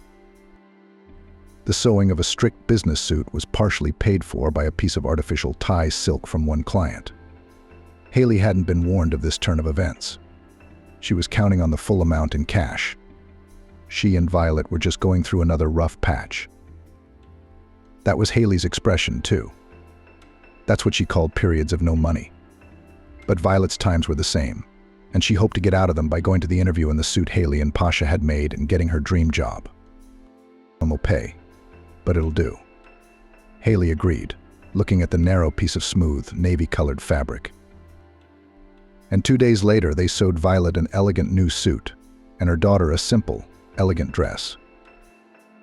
Coco Chanel had a little black one, Haley announced. And Violet will have a little turquoise one. It suits the brown girl. Mom, but it's a masterpiece. Violet exhaled sincerely, wrapping herself twice in her new clothes in front of the mirror. But now I have to think up where to wear it so as not to offend him. Oh, if there was a dress, there would be occasions, Haley assured her. Deborah had tried to borrow a dress once. She'd counted on it, but it was tailored to Violet's exact measurements. I'll be sure to sew something to fit your tantalizing thighs, Haley comforted Violet, and the dress waited in her closet. Deborah looked at Violet now and made a quick judgment. Let's just say you haven't had time to tell me what's new, but now you're just not going to get away with it. Nothing much has happened, or you'd be the first to know. Violet assured me, and it was true. Violet and Deborah had been friends since kindergarten, ever since Deborah's parents had come to town and put her in preschool. No one could explain why such different girls had become such good friends. But they had never even quarreled once. Somehow there was no reason. Deborah's self-love, named after her grandmother, suited her rare name Deborah very well. There was something icy about it. If their school had a casting call for the role of the Snow Queen, Deborah would definitely be chosen. And no one could blame her for anything. She wasn't angry with anyone. She didn't fight with anyone. She didn't gossip about anyone. Deborah wasn't perfect. She just had little interest in other people. For a select few, she made an exception, and among them was her childhood friend Violet. Haley was very pleased with their friendship. In her opinion, the compassionate Violet with her gentle charm was a wonderful influence on her daughter. Violet had been told this with a smile by her own mother. That's what she said. I'm quoting you. Almost exactly. But I know you're a good person without her. Deborah wasn't so easy to get away from. I had to tell her about Theron. What an uncle. To think of it, said Deborah. I personally talked you out of working at the kindergarten. And do you remember one of the main arguments? Yes, I do, laughed Violet, pulling her blue suede shoes out of the box. It's boring because you don't meet anyone. It's all moms and grandmas. I'm going to admit I'm wrong, Deborah said. You introduced me to him. You know I'm realistic, and I'll tell you what your Uncle Theron's breathing. He's not mine at all, Violet said. We're not rushing things yet. We've only just met, and we're just going to the theater. Maybe the man left his hometown a long time ago and has no friends left here, no one to go out with. And I thought you'd be interested in my opinion, Deborah said. If I had someone, I'd introduce you right away. And by the way, he could take his sister to the theater. And he's taking you. By the way, what does he do? A petroleum engineer. He used to work in the north, on shifts. Now he doesn't want to work anymore. He's looking for something with a regular schedule and closer to civilization. He's not poor, I guess, Deborah remarked. Tania, are you sure you're not married? Isn't there a Yakut woman waiting for him in a yurt in the far north? I know Yakutia, Violet grinned. It's given to you. Just tell you something. And so it went. In fact, it was fortunate that Deborah came in while Violet was giggling, wondering if she looked good enough. While you're waiting for a meeting, you realize that your fears of appearing boring are useless and silly. And still you think about it like ants running around. When Max called, Violet was long gone. They were sitting in the kitchen, Haley knitting and drinking coffee and chocolate chip cookies. Violet was just waiting and trying to appear casual. I'll be right out, she promised into her cell phone and looked out of the fourth-floor window into the street. Deborah followed. Audi, she stated. I wonder if it's a credit car. Everything was going great. Classic, as Haley would define it. After a few years of working in the north, Max had planned a 2-month vacation with his family. Then he had plans for Moscow, especially since it wasn't far away. 2 years ago, he had already bought a studio on the outskirts and had been renting it out all this time. Now they would ask the tenants to vacate the apartment for the landlord. He would live and look for a job in Moscow. By the end of the 2nd month in his hometown, Max made one more item in his plans. One Saturday night, he unexpectedly came to visit with a bouquet and a cake. He met my mom and immediately announced, Haley, I have serious intentions. I want to marry Violet. I'll be honest with you. We'll have to wait. I need to find a job in Moscow that will allow me to provide for my family. I'm used to good wages in the north and to civilization. It's harder to find such a salary. If I don't find it yet, I'll go back on shift. I need a bigger apartment for my family instead of a studio. I see an active man, Max, and that's not a bad thing, Haley said. But I'm guessing this is the first time Violet has heard about your plans together. It was the plain truth. Violet was caught off guard, and she wasn't good at pretending. In those 2 months, she had fallen so self-consciously in love that everything else in her life had taken a back seat, seemed unimportant. She felt so good that she was afraid to think of the future, lest she jinx it with her plans. Violet had never been superstitious before, but now she was. She dared to look only very far into the fact that Max was going to Moscow. They would call each other. He would start coming for the weekend, as he had promised. She would wait and rush the weekend. How long it would last, she tried not to think. I wanted to talk to both you and Violet at once, Max said. Violet, will you be my official fiancé? I agree, Violet said. It wasn't how she'd imagined it, but she was still very happy. She wanted to hug Max, but she was shy in front of Haley. He, too, was sitting there as solemn as a principal at a banquet. I'll bring the ring back from Moscow. There's no good jewelry store here, Max said. I'm sorry this was so awkward. We understand that not everything can be calculated and planned, Haley reassured him. A spontaneous decision isn't always worse than a well-considered one. Was I lucky to have a mother-in-law? Max exclaimed. Your mother-in-law sure is, assured Haley, and I'm all for total non-interference. Yes, Mom, she really is. Violet confirmed. Her voice didn't even sound familiar. It was more melodic today because she was singing inside. Max could have gone to Moscow without this offer. She hadn't expected anything like that from him. It wouldn't even occur to her to take offense at his not promising anything. It turns out that he really cares for her, too. He wants her to know that he's serious on his part, and to wait for him. Being a bride makes the waiting somehow different, and it makes it so much easier for her to wait. And the next week, just before Max left, was her birthday. Max had booked a banquet at a cafe for the closest of her family. On Violet's side were Haley and Deborah. The groom came with his mom, his sister, and Tara. "Violet, you weren't ready to meet your future mother-in-law on her birthday, were you?" Deborah whispered to her. "Not really," Violet admitted. "But if that's what Max wants, I don't mind." "It's your birthday," Deborah reminded her. "I don't really keep track of." Violet remained in their arms. It was the first time she'd ever been to a party, even a small one. All her holidays had been celebrated at home and in the nursery. She looked with interest at the decorated table, the beautifully folded napkins. Evelyn, her mom, found an approach to Max's silent mom, and they talked about fabrics. Mom was generally good with all kinds of people, but she liked her privacy best. Mia, Max's sister, looked tired, but she tried to seem cheerful and lively, like a birthday party should be, praising Violet in front of her mom. "She really likes me, and she's so sweet," grateful Violet thought. Deborah wandered from table to bar to chat with the Chinese bartender who had inexplicably been blown into their town by the wind. This bartender, she moved gracefully across the banquet, showing off her beautiful legs. And the bartender should have been grateful. Patrons from the neighboring room began to pull up to the counter, clearly because of the blonde beauty unperturbed. "You and your friend don't look alike at all," Max's mom told Violet as she watched Deborah. "Of course we're not sisters." Violet laughed.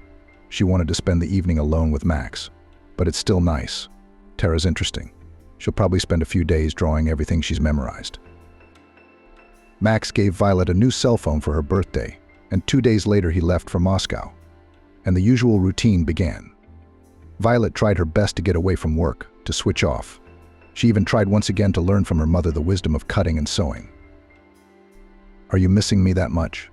Haley asked understandingly. "Yeah," Violet said. "I didn't expect it. I thought those feelings were invented for novels to make them more interesting for women to read. I was sure I'd live in peace." "Wow, I'm sure she wasn't with your genes," smiled Haley. "In consolation, I had strong feelings and I don't regret it at all. I'm glad I did."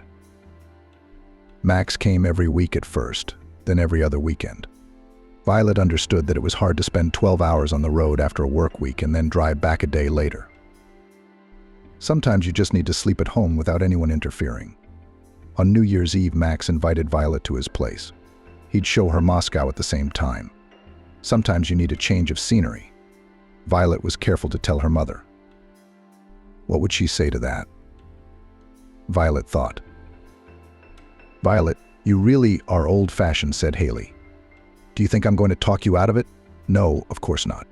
We're not in Victorian England, and you're not a schoolgirl. You're an independent adult. It's bound to happen at some point. I'm happy for you that it's not too soon and it's not the wrong way around. And love is important. Trust me on this."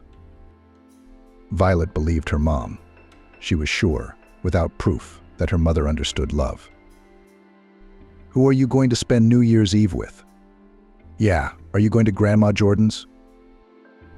Once upon a time, the four of them had lived in this small apartment: Grandma, Grandpa, Mom, and Violet. Violet didn't remember Grandpa very well. He had died early, and Grandma had lived with them for a long time. 2 years ago, she had come from the market and told them from the doorstep that she had met an elderly gentleman who had selflessly helped her carry potatoes and other vegetables home. She wouldn't have bought so many if the gentleman hadn't come along. She decided to take advantage of the opportunity, said Grandma. Grandma's acquaintance turned out to be a resident of a neighboring town. He had a house in the private sector, where he lived alone. His children lived and worked in Moscow and rarely came to visit. His wife had died a few years ago. Jordan had come here for a friend's anniversary, And now he promised to visit more often, grandmother said coquettishly. Violet and her mom laughed and forgot about it the next day. Jordan wasn't kidding. He came to see Grandma, and one day she asked her girls for permission to bring him to visit.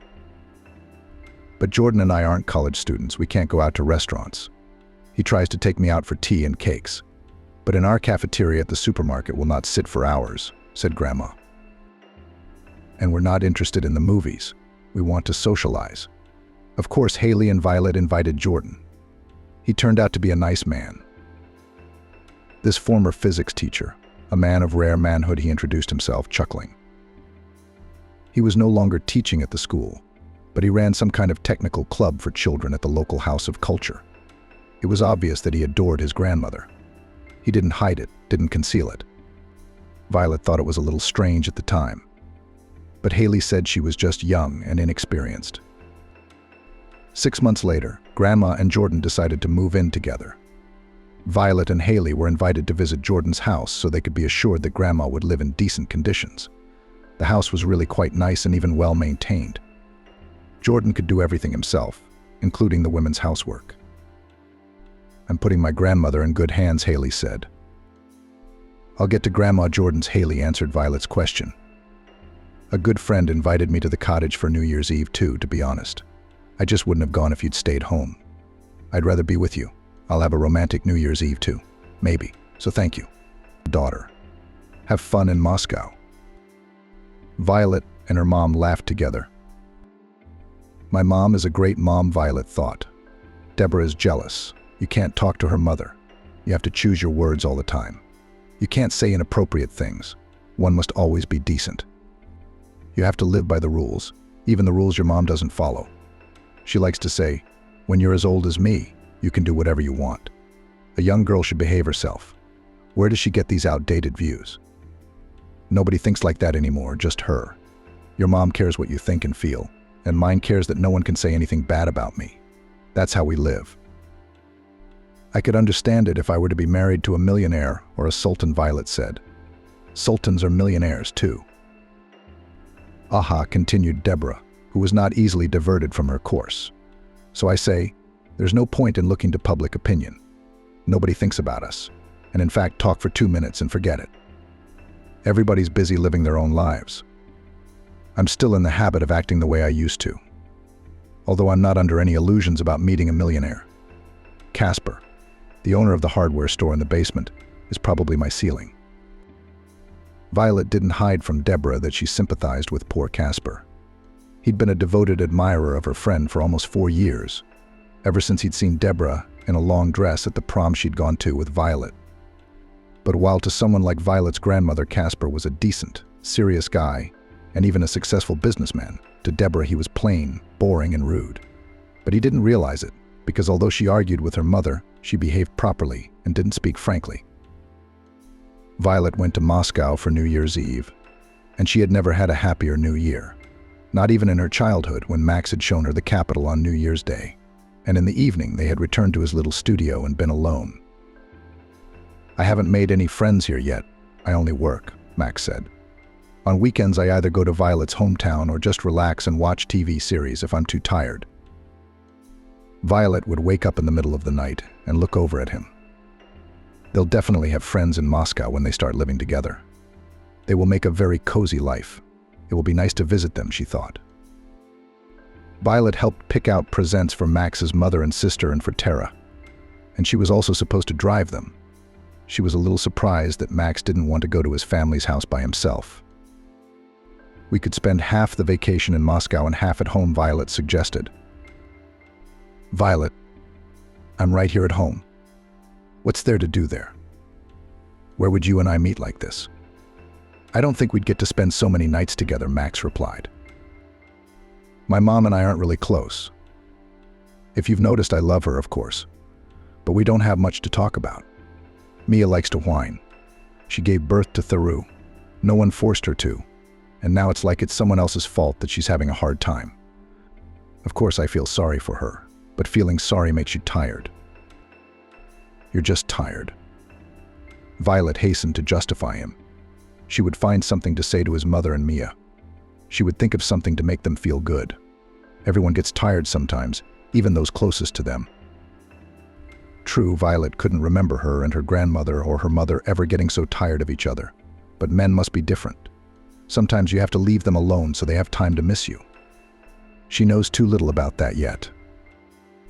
I wonder how Mom is doing when she wished them a happy new year. Her voice was carefree and happy. Tanya sometimes thought Mom was the same age as her Violet thought. The New Year's Eve festivities were over. The usual dark Southern routine was back. The calendar hinted at spring, but they didn't believe in it. Max visited Violet and his family less often, in 2 weeks or even 3. Violet understood, or seemed to understand. But she was restless, anxious. Nights of wind, knocking on the windows and insomnia. It seemed to Violet that it was bad news knocking at the house that was kept from her during the day. Weekends without Max seemed long and useless. Deborah had somehow become a little distant. She had her own things to do. She had even stopped asking for details. Slowly, Violet became friends with Mia, Max's sister. The soft-spoken Mia came to visit with her daughter, Tara.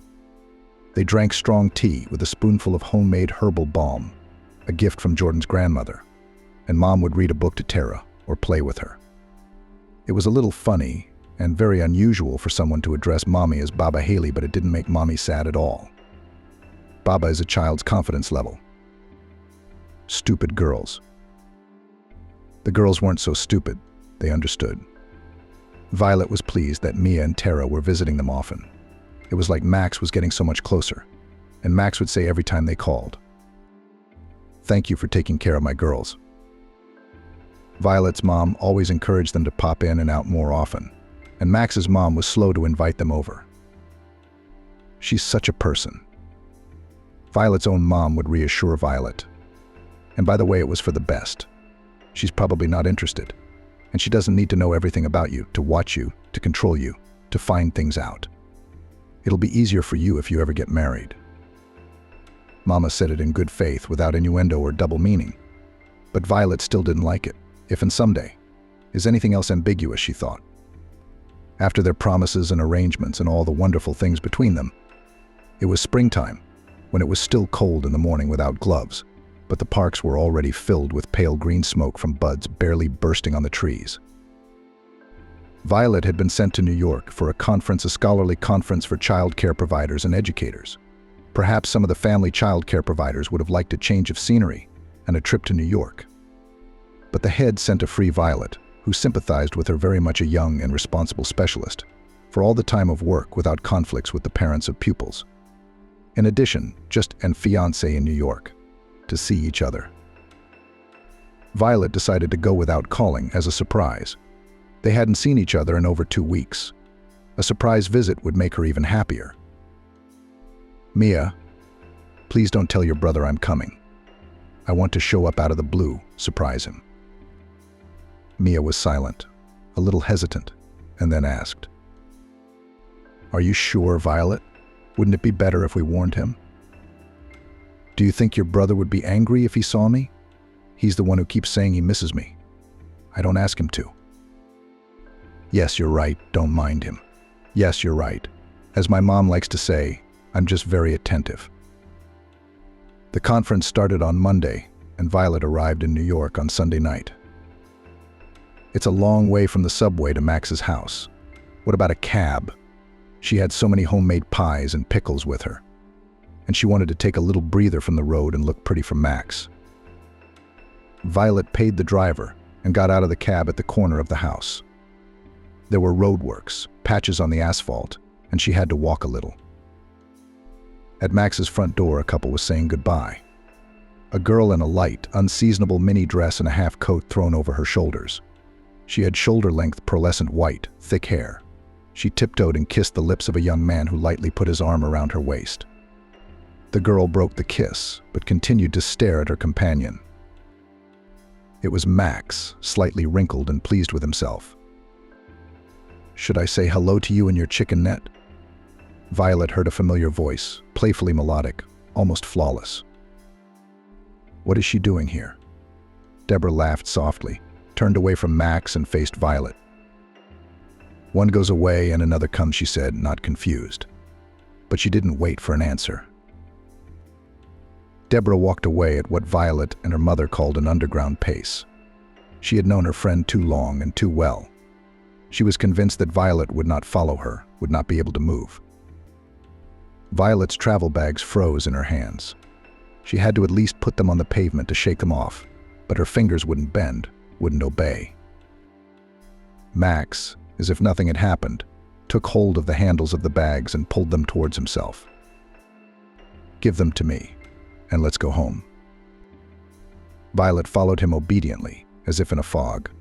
In the elevator, she stood looking at her feet or in the corner. She couldn't raise her eyes to Max, as if she were afraid of seeing someone else entirely. In the apartment, she sat down on the edge of a chair by the table, with her back to the disassembled sofa. "Bunny, I didn't realize you were such a child as your charges in the younger group," Max addressed her condescendingly. "It's not like you and I are pure physiology at all. We rarely see each other. I'm a healthy man, and I have needs. I was sure you understood that, and wouldn't come unannounced so as not to embarrass me and yourself. I would never have let you run into each other here if I had known." "I am not afraid of your coming unannounced at any time," Violet replied. "That's why I'm marrying you. You have all the qualities of a good husband. That pseudo-friend of yours is the kind of woman you'd love to spend time with. Only idiots marry them. But you're not an idiot. You want a homemaker who's easy to fool. You're not that kind of girl. You just want to establish yourself at the expense of others. At least make snide comments about those who are more fortunate. And you fell for it like a little girl. Yes, she gets leftovers, and she convinces herself that she's beaten someone." Violet listened to him, daring him to look up. He didn't think he was wrong. He saw himself as a gift, a prize to be fought over. I guess it was good to be like that as long as there were fools like Violet. She stood up and picked up a smaller bag from the floor. "There's your other one, with the pies and the winter cooking. It's for a present." Max, with a conciliatory smile, blocked her path by the front door. "Don't be silly, Violet. Where are you going for the night?" "A hotel. I have a government room booked. I'm here for a conference, not to catch you red-handed." "Oh, we're so strict, we're practicing the abused wife. Let me through." "Yes, go ahead, of course. What am I, a beast? When you stop, call me. Where are you staying and when will you be free? We'll go out after my work and your conference." He had a friendly smile. It was funny. He didn't even think to hide it, or even pretend to be remorseful. Violet didn't even have tears. It was like a stone had been placed on her chest. She decided not to call her mom. She wouldn't do anything to help, but she'd only get upset, think more silently, and open orders more slowly. At 7 p.m. The next day, when Violet had just gotten back to her room, Max called. Violet had agreed with herself yesterday that she would not answer the phone, but she broke her promise to herself. Different things happen.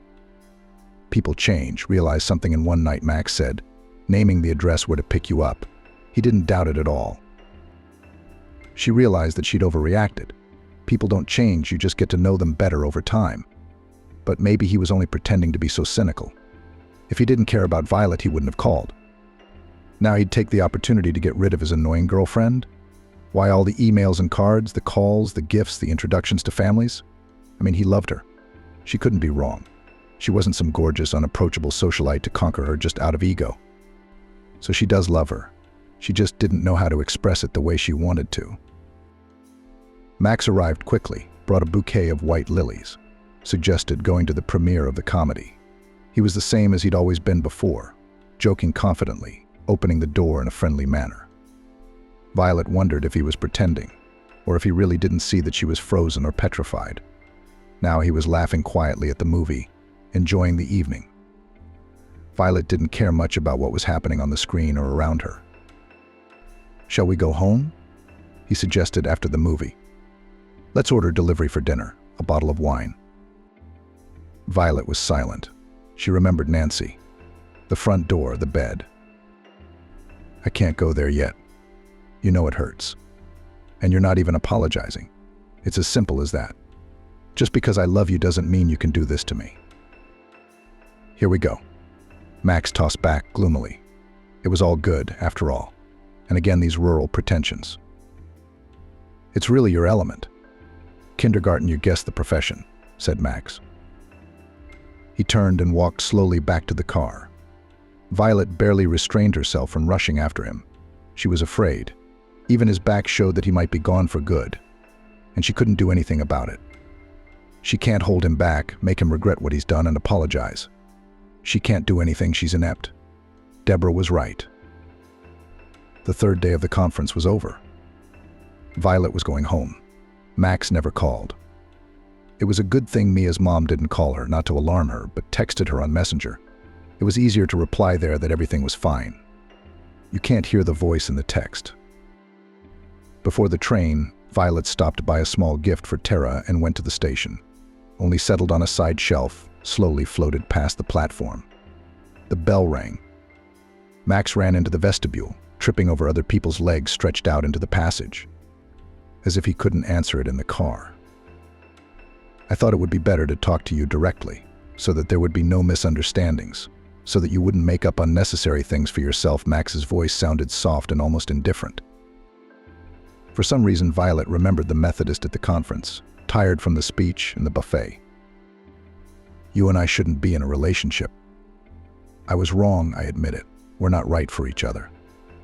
You're over-dramatizing life. You can get tired of it quickly. We'd both get bored.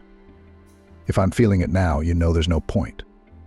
You can keep the presents. Be happy. Say hello to mine. I'll stop by sometime. He said that, and then he dropped the call.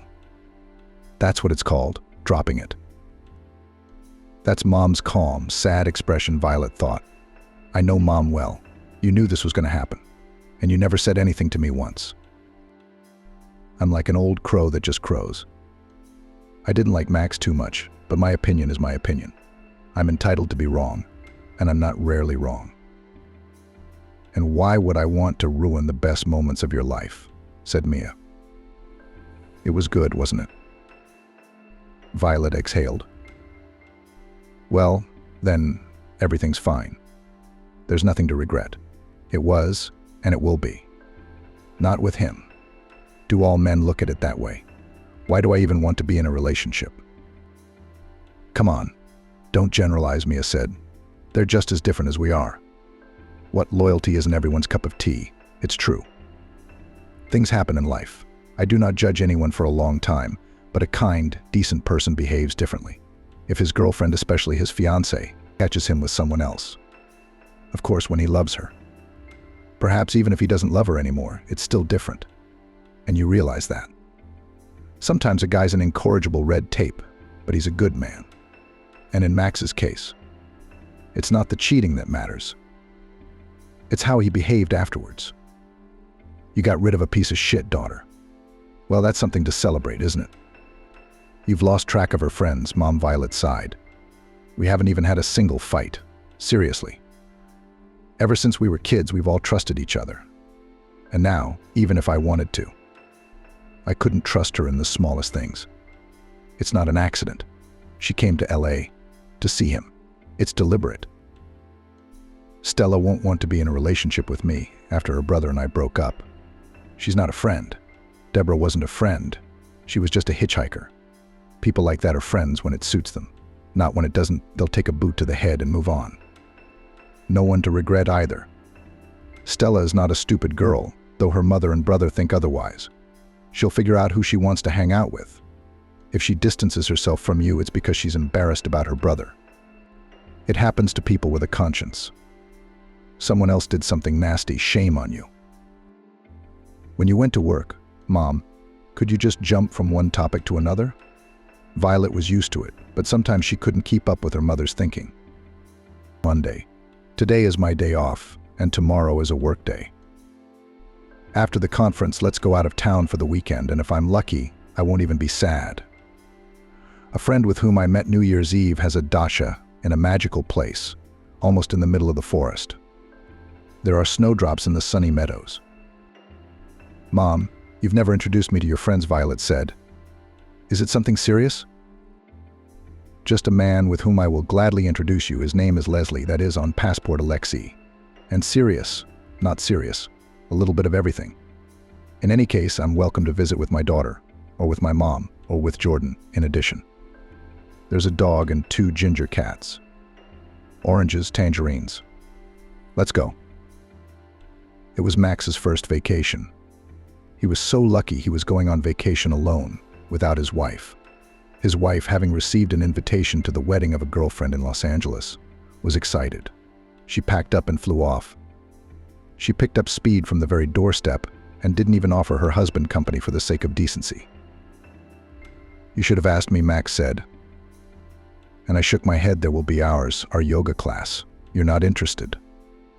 And I deserve a vacation in total relaxation.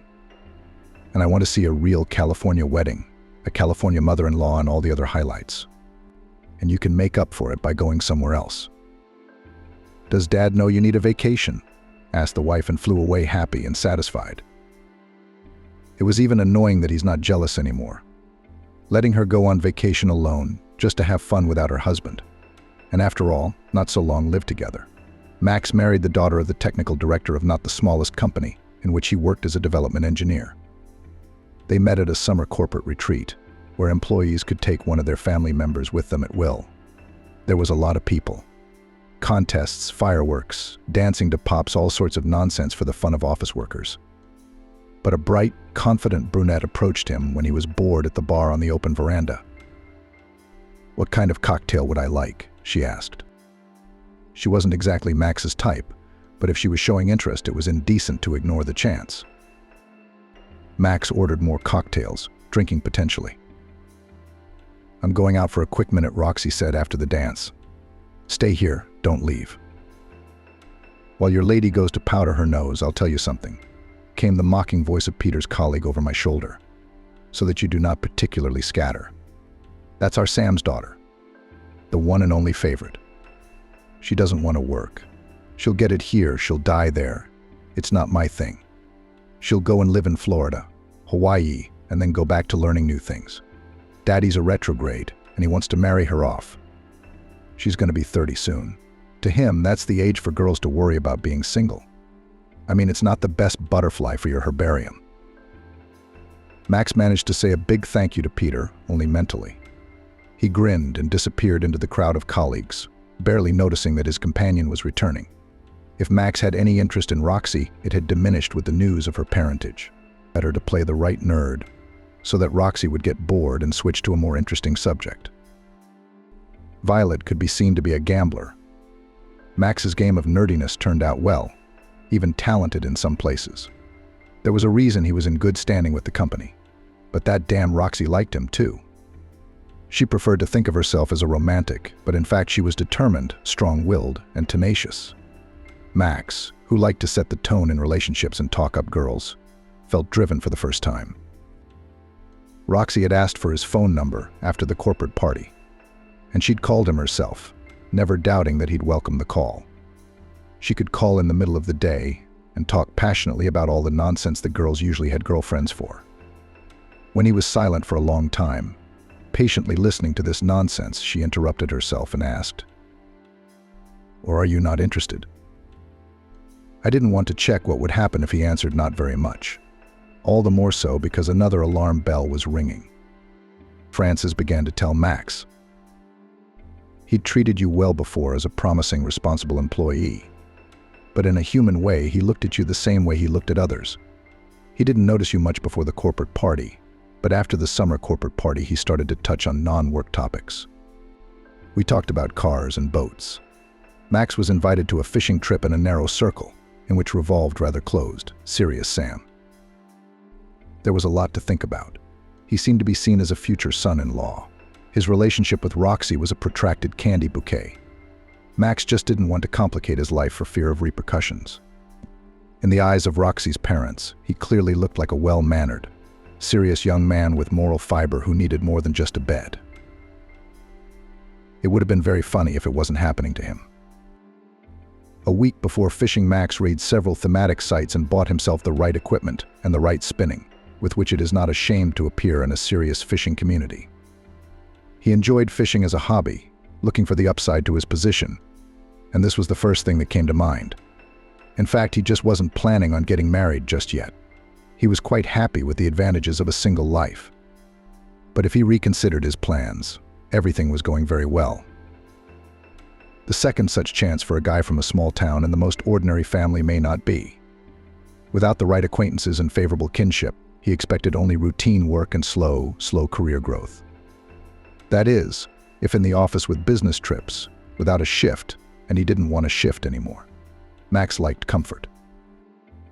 To be honest with himself, the prospect of marrying Roxy suited him just fine. Say the daughter of the head of the security department, gray, with a heavy chin, and the look of a school vice principal would be a really dull option. Roxy is bright, draws male attention to herself, and overall she's a good-natured, cheerful girl, if you don't look at the little things. Max was well aware of what confused him the most. He couldn't stand feminists and seriously believed that most women's woes are from their influence. Max makes the money and dictates the rules. He envisioned his wife as a pretty, gentle girl who owed him a lot and recognized his supremacy. He had once had one almost 3 years ago in his hometown. It seems it was in another life. Violet's kindergarten teacher is a cozy, naive girl. He actually almost married her. Thought she was just the right fit. If I'd gotten my hands on her friend who entertained for money, the hunter's appetite kicked in and my girl was in the wrong place at the wrong time and saw us, and walked around with such a reproach in her eyes and seriously waiting for repentance. Although before she had obeyed without question, Max recalled. He saw the snake lurking in a quiet pool and changed his mind about getting married. Max achieved everything himself, not to have his standards imposed on him, and now here we are. He's definitely not going to live by his own rules.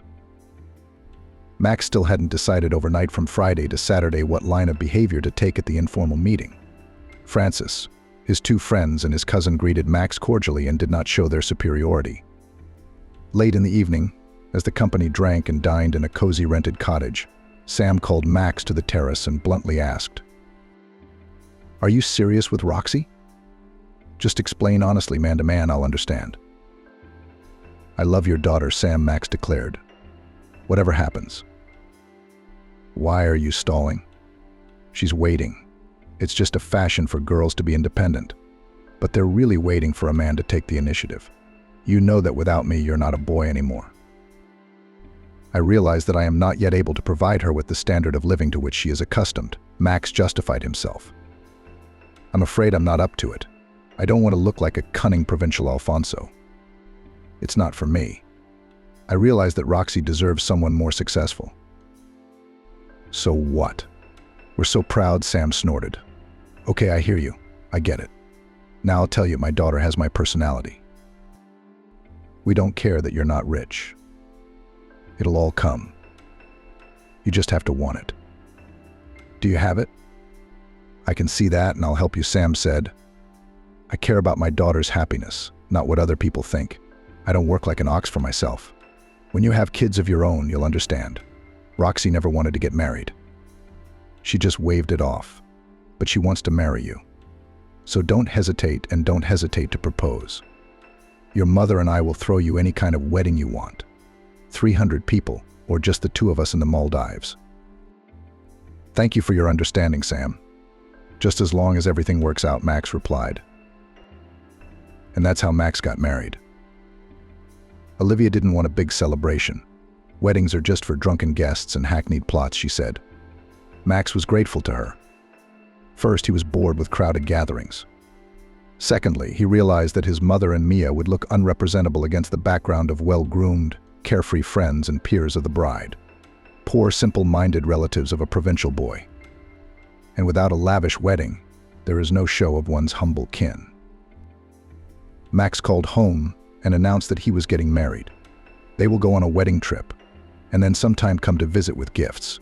Since then, Max never got around to stopping by, not even by himself. Mom came to visit a couple of times at their new apartment. She liked her daughter-in-law sociable, friendly, energetic. Son listens to her, and he is very much in favor of control. You can see that, Mom said to Max. He even listened calmly, did not object. His wife was really a good influence on him. Sister Mia never came once. Olivia gave her sister the usual greetings. When I call home, tell her I hope to see her and get to know her better, she told Max. Olivia was easy to get along with, as long as she didn't contradict her. She turned out to be smart, observant. Max had to say goodbye to all his girlfriends and not make any new ones. Max's day was scheduled by the minute, so it would be extremely difficult for him to carve out time for anything but Olivia's work and her approved hobbies like fishing with her dad. By the way, Max had really gotten into fishing. Sam was a tough strategist and tactician at work. In life, however, he was a simple, honest uncle who didn't go into complicated reasoning and sincerely attached to his son-in-law. Now he wanted grandchildren, and he told Max about it as directly as he offered his daughter as a wife. "Max, when do you plan to have children?" "I'm old enough." "She wants to." She was talking to her mother, and I overheard. "You know we're going to help you with everything. Olivia's going to be a great mom, a caring mom. It's the most suitable thing for her to do." Maxim himself would prefer that Olivia's activity, care, and custody be transferred to a child, or better, two. They had tried to have children, but so far it had not worked out. Olivia was not upset. Since childhood, she was sure that sooner or later everything she aspired to would come true. If she wanted to have a child, she would have a child. And so the wife flew to Spain for the wedding, and Max flew to Cyprus. During the day, we'll go to the Mediterranean fishing from the yacht, in the evenings to remember his youth. His wife's parents did not approve of the daughter's decision to go to the wedding alone, so put up with a solitary vacation son-in-law. Not to offend the guy finally. Of course, young people live differently than we did. But it's still wrong to vacation separately, Sam thought. No, it's one thing to go fishing without women in a purely male group somewhere in the middle of nowhere. It was quite another to get married and go to an adventurous resort. Just in case, Max hinted to Sam that he would go fishing, find a group of vacationers, fishermen, or at least one like-minded man. That's how he'd spend the whole vacation. Sam even believed him, but Haley pressed her lips together reproachfully and kept silent, reminding Max of a more glamorous, stately version of his own mother. No one accompanied Max to the airport. Haley had expressed a desire to go, but she'd overslept and decided not to go. She wouldn't have time to pack. Maybe she wanted to see if the young, long-legged secretary was flying with her son-in-law. But the desire to sleep overcame her vigilance. At the airport, Max looked for his flight on the electronic board. He stumbled, stepping on something hard, and almost twisted his foot. He cursed quietly, looked under his feet, and saw a child's wooden cube with letters on it, almost like the ones he had as a child. This one rolled the farthest away. A little farther away, a thin girl was collecting the rest of the cubes in a box. Max hadn't remembered her in 1,000 years, but he recognized her at once. Violet. Wow, she hadn't changed at all. Still busy with the same children's toys. That's to be expected. Violet froze, looking around for someone. She didn't see Max.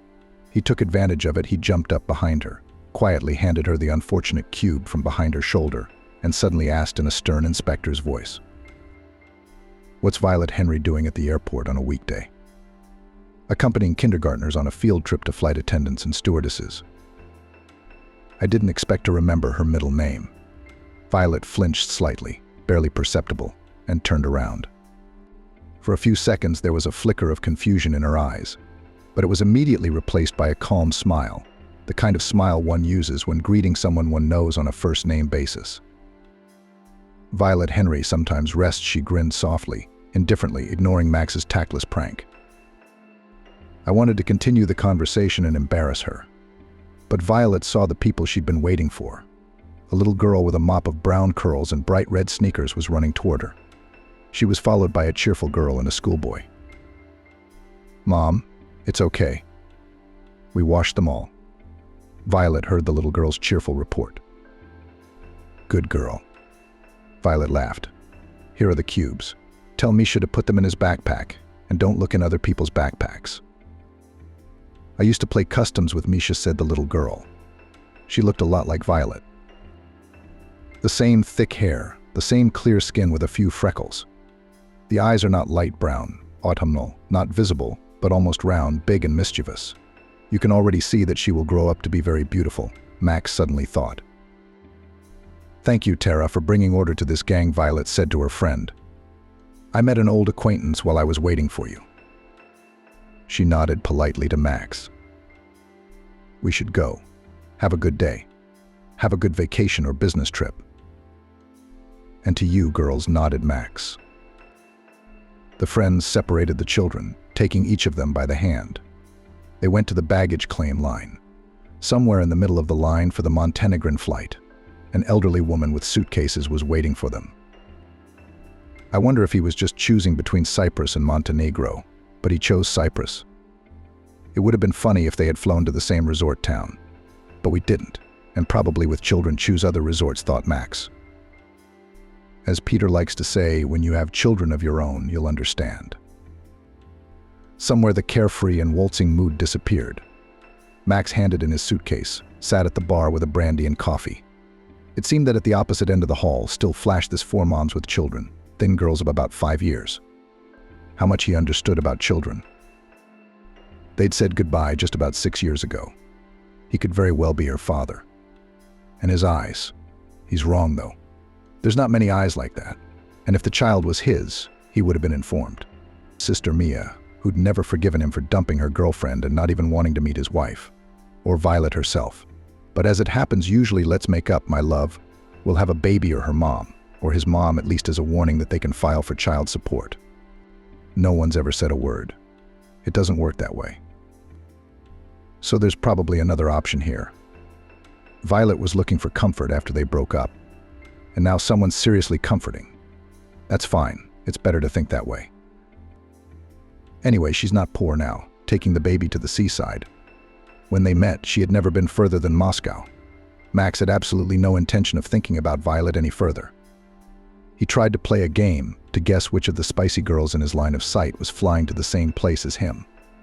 But the fortune teller wasn't distracting him, and there were no really interesting girls in sight, so he kept looking for the familiar silhouette.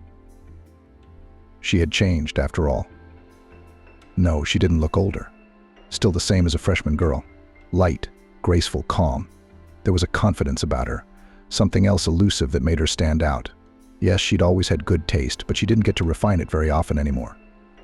And that wasn't likely to change. She should at least be able to enjoy her vacation. Olivia called from Spain several times a day, counting nighttime in case she had a nightmare or wanted to share her impressions immediately. To start an affair in such an environment, when at any time may come, seeing his wife's call, only to fray his nerves whether in Cyprus or Massachusetts.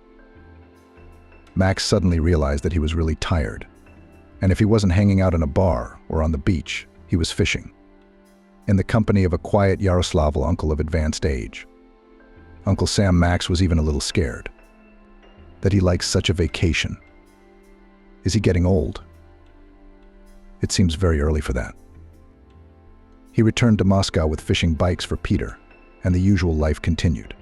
The next year, Olivia drove him crazy with her mood swings. They couldn't conceive. It got to the point where she decided to see a doctor.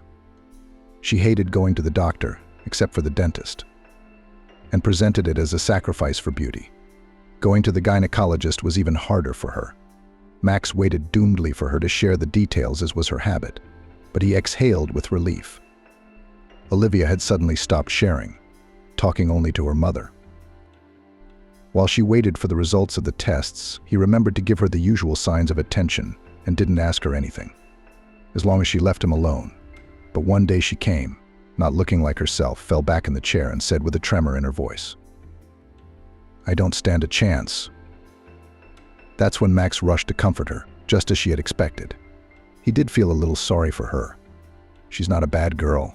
It wasn't fair that she was so unlucky. He said that doctors sometimes make mistakes, that they still hope and try. You know, all the things you're supposed to do in a case like this. He himself was not depressed. He had no burning desire to have children. To be honest, he didn't see the tragedy of life without them. The only fat disadvantage he saw was that without children, Olivia would have to guard and control him. In another year, Olivia, having consulted with her mom and dad, voiced to Max the decision they would adopt a child. More precisely, they would adopt a child. She wanted a girl. Max was used to show firmness, but from the fright remembered the past and answered categorically and adamantly. "No, don't even try to approach me with this proposal again. You have grown like a greenhouse flower. You don't know life. You have no idea what genes these rejects have. I don't have much faith in parenting when there's been 7 generations of marginalized people. No matter what you do, the genes will show up. No, and that's it. He was sure Olivia wouldn't leave him because of that. She loves him too much, and she'll whine from time to time. But he'd put up with that. He thought his marriage was pretty good, generally better than most. And in the deep autumn, a vaguely familiar melodic female voice called out to him in the mall. Max turned around. He didn't remember it once, but he did. A perky girl with a rare name, Deborah, who had once wanted to wrestle him away from his friend Violet. She'd really grown up. Pretty classy, respectable. Looks like she's doing pretty well for herself. "Hello, Deborah. You look good," Max said. "Oh, come on, it's just a courtesy. I'm waiting for my girlfriend. I've already been through all the galleries twice. If you're not in a hurry, let's have coffee." "Why not? Let's do it." They sat down in the cafe. He only had coffee. Deborah had a cognac too. "I'm fine. I don't drive. I'm not good at it. I'm not good at it. There are people like that. My husband drives me. It has its advantages," she said. "It's convenient. Yes, you live in New York." "Yeah, we moved here 5 years ago." "It's good. Violet lives here too, by the way. Your ex-fiancé and my ex-girlfriend. I know that from my mom. I shouldn't have attacked you the other day. I just lost a good friend. But I'm okay with that. It's been a long time. Do you have a wife, kids, or are you a love tramp?" "Casanova. Wife, no kids. Not that I know of, anyway." "He means you don't know much," said Deborah, without a trace of schadenfreude. "You really don't know, or you just don't want to know." Max had already guessed what she was going to tell him. "Here are ears from you. Nancy's daughter has already started school. You'd have to be a principled daughter like Violet not to demand child support." "I don't think that's my kid. I'd have my mother or sister tell me." "Mother probably would if someone told her. Mia probably knows. But my friend told me not to say anything." "When did you and Violet break up?" "She moved to New York a couple months later, got a job at a private daycare center. Some friend of her mom's, Aunt Haley, helped her out, and then she married him. Imagine that. And my mom has a friend. At our women's health clinic, she's the one who told me that Violet came to see them, and that Violet was pregnant. It's definitely your baby. When it comes to Violet, you can be sure." So Violet, Aunt Haley, they didn't say anything to anyone. It was just a quick getaway to New York. Violet left. She was born here, and she's still here. I don't know her address. I don't know her phone number. I don't know her address. I don't know her phone number. Bullet. "Why are you telling me this now?" "I don't know. Someone should have told you. You decide whether you need this information or not." Deborah laughed quietly. Another 6 months passed and spring came. Roxy had lost weight from worry. Max had always thought thin women looked more attractive, but his wife didn't like thinness. She even forgot his categorical statement about adoption and kept asking, demanding, crying. But one day she met him from work, soft, calm, and thoughtful. After dinner, she made them both a cocktail, sank quietly into a chair, and said, "You already have a child, so you don't want someone else's. You don't even ask where I went for 2 days. You're not interested. I went to your sister's. I've been wanting to meet her for a while, and I thought, why not now? They're both great, your sister and your niece. I got it out of Mia that you had a kid. You know how hard it is to get rid of me." No, I'm not going to get hysterical. That was long before my time. On the contrary, I have a good thing to offer you. Don't laugh. I've given it a lot of thought, and it's a good thing. Why don't you meet my daughter? She'll come to visit us on weekends. We'll give her presents, support her financially. Just be friends. We'll have a kid in the house, and it won't be someone else's kid. I know there are cases like this. It's not uncommon for a girl to be friends with her stepmother. She's so pretty, your daughter. Mia showed me a picture of her, and she's very bright, like Mia says. She picks things up on the fly. Her mom's going to be so happy that they suddenly have support. Olivia, I found out 6 months ago by accident that I had a daughter. You may not believe it, but it's true. If her mom wanted my support, she wouldn't have kept me in the dark for so many years. She's a different kind of person. A little weird, Olivia said. Mia told me how you two broke up. She tried to keep the facts straight. I guess she felt sorry for me. It's not for me to judge you. I had 2 abortions when I was young. And now I'm childless. So it's not for me to moralize. If you're uncomfortable talking to your daughter's mom, I'll talk to her. Maybe it's better that way. I'll explain everything honestly. She'll understand. I'll be like Mia's aunt to Nancy. Olivia always thought you were a practical, sensible woman. At least a reasonable one. Where do you get these crazy ideas? Well, find yourself a hobby. Life doesn't end with kids. That's ridiculous. If you worked like me, you wouldn't have time to think about nonsense. Aunts and uncles. Did you ever think how stupid I'd feel in this situation?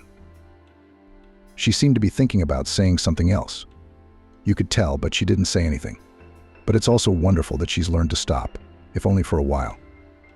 Violet and Nancy were returning from a ballroom dancing class. They walked at a leisurely pace. Nancy talked excitedly about her news, demonstrating the new move she had been working on today. It was very hard for her to stop right away. After class, the instructor remarked on her flexibility and plasticity. The day was warm today. The sun was already warming, not just shining. On the playground outside their house, away from the double strollers with grandmothers, a strange woman sat on a bench. When she saw them, she stood up and walked toward them.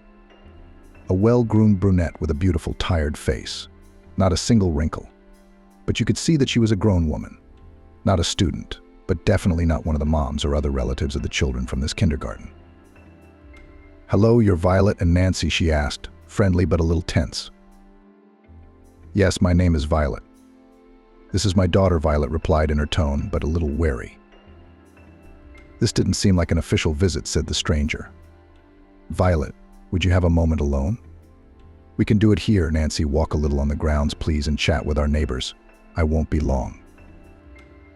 "All right," replied the girl, glancing curiously in the direction of the stranger. "I'll be around if you need me." The brunette smiled, escorting her with an attentive gaze, and hastily introduced herself. "My name is Olivia, and I'm Max's wife, Nancy's father." There was a brief, careful silence between them. Violet gently broke it first. "Okay, let's get acquainted. I won't even try to hide my bewilderment. Why do you need us? If we haven't threatened your family's budget so far, we won't. I realized that a long time ago. I didn't come to you for that reason at all. I wanted to ask you to let Nancy meet her father. Max has become so shy over the years that he needs a mediator." Violet laughed softly.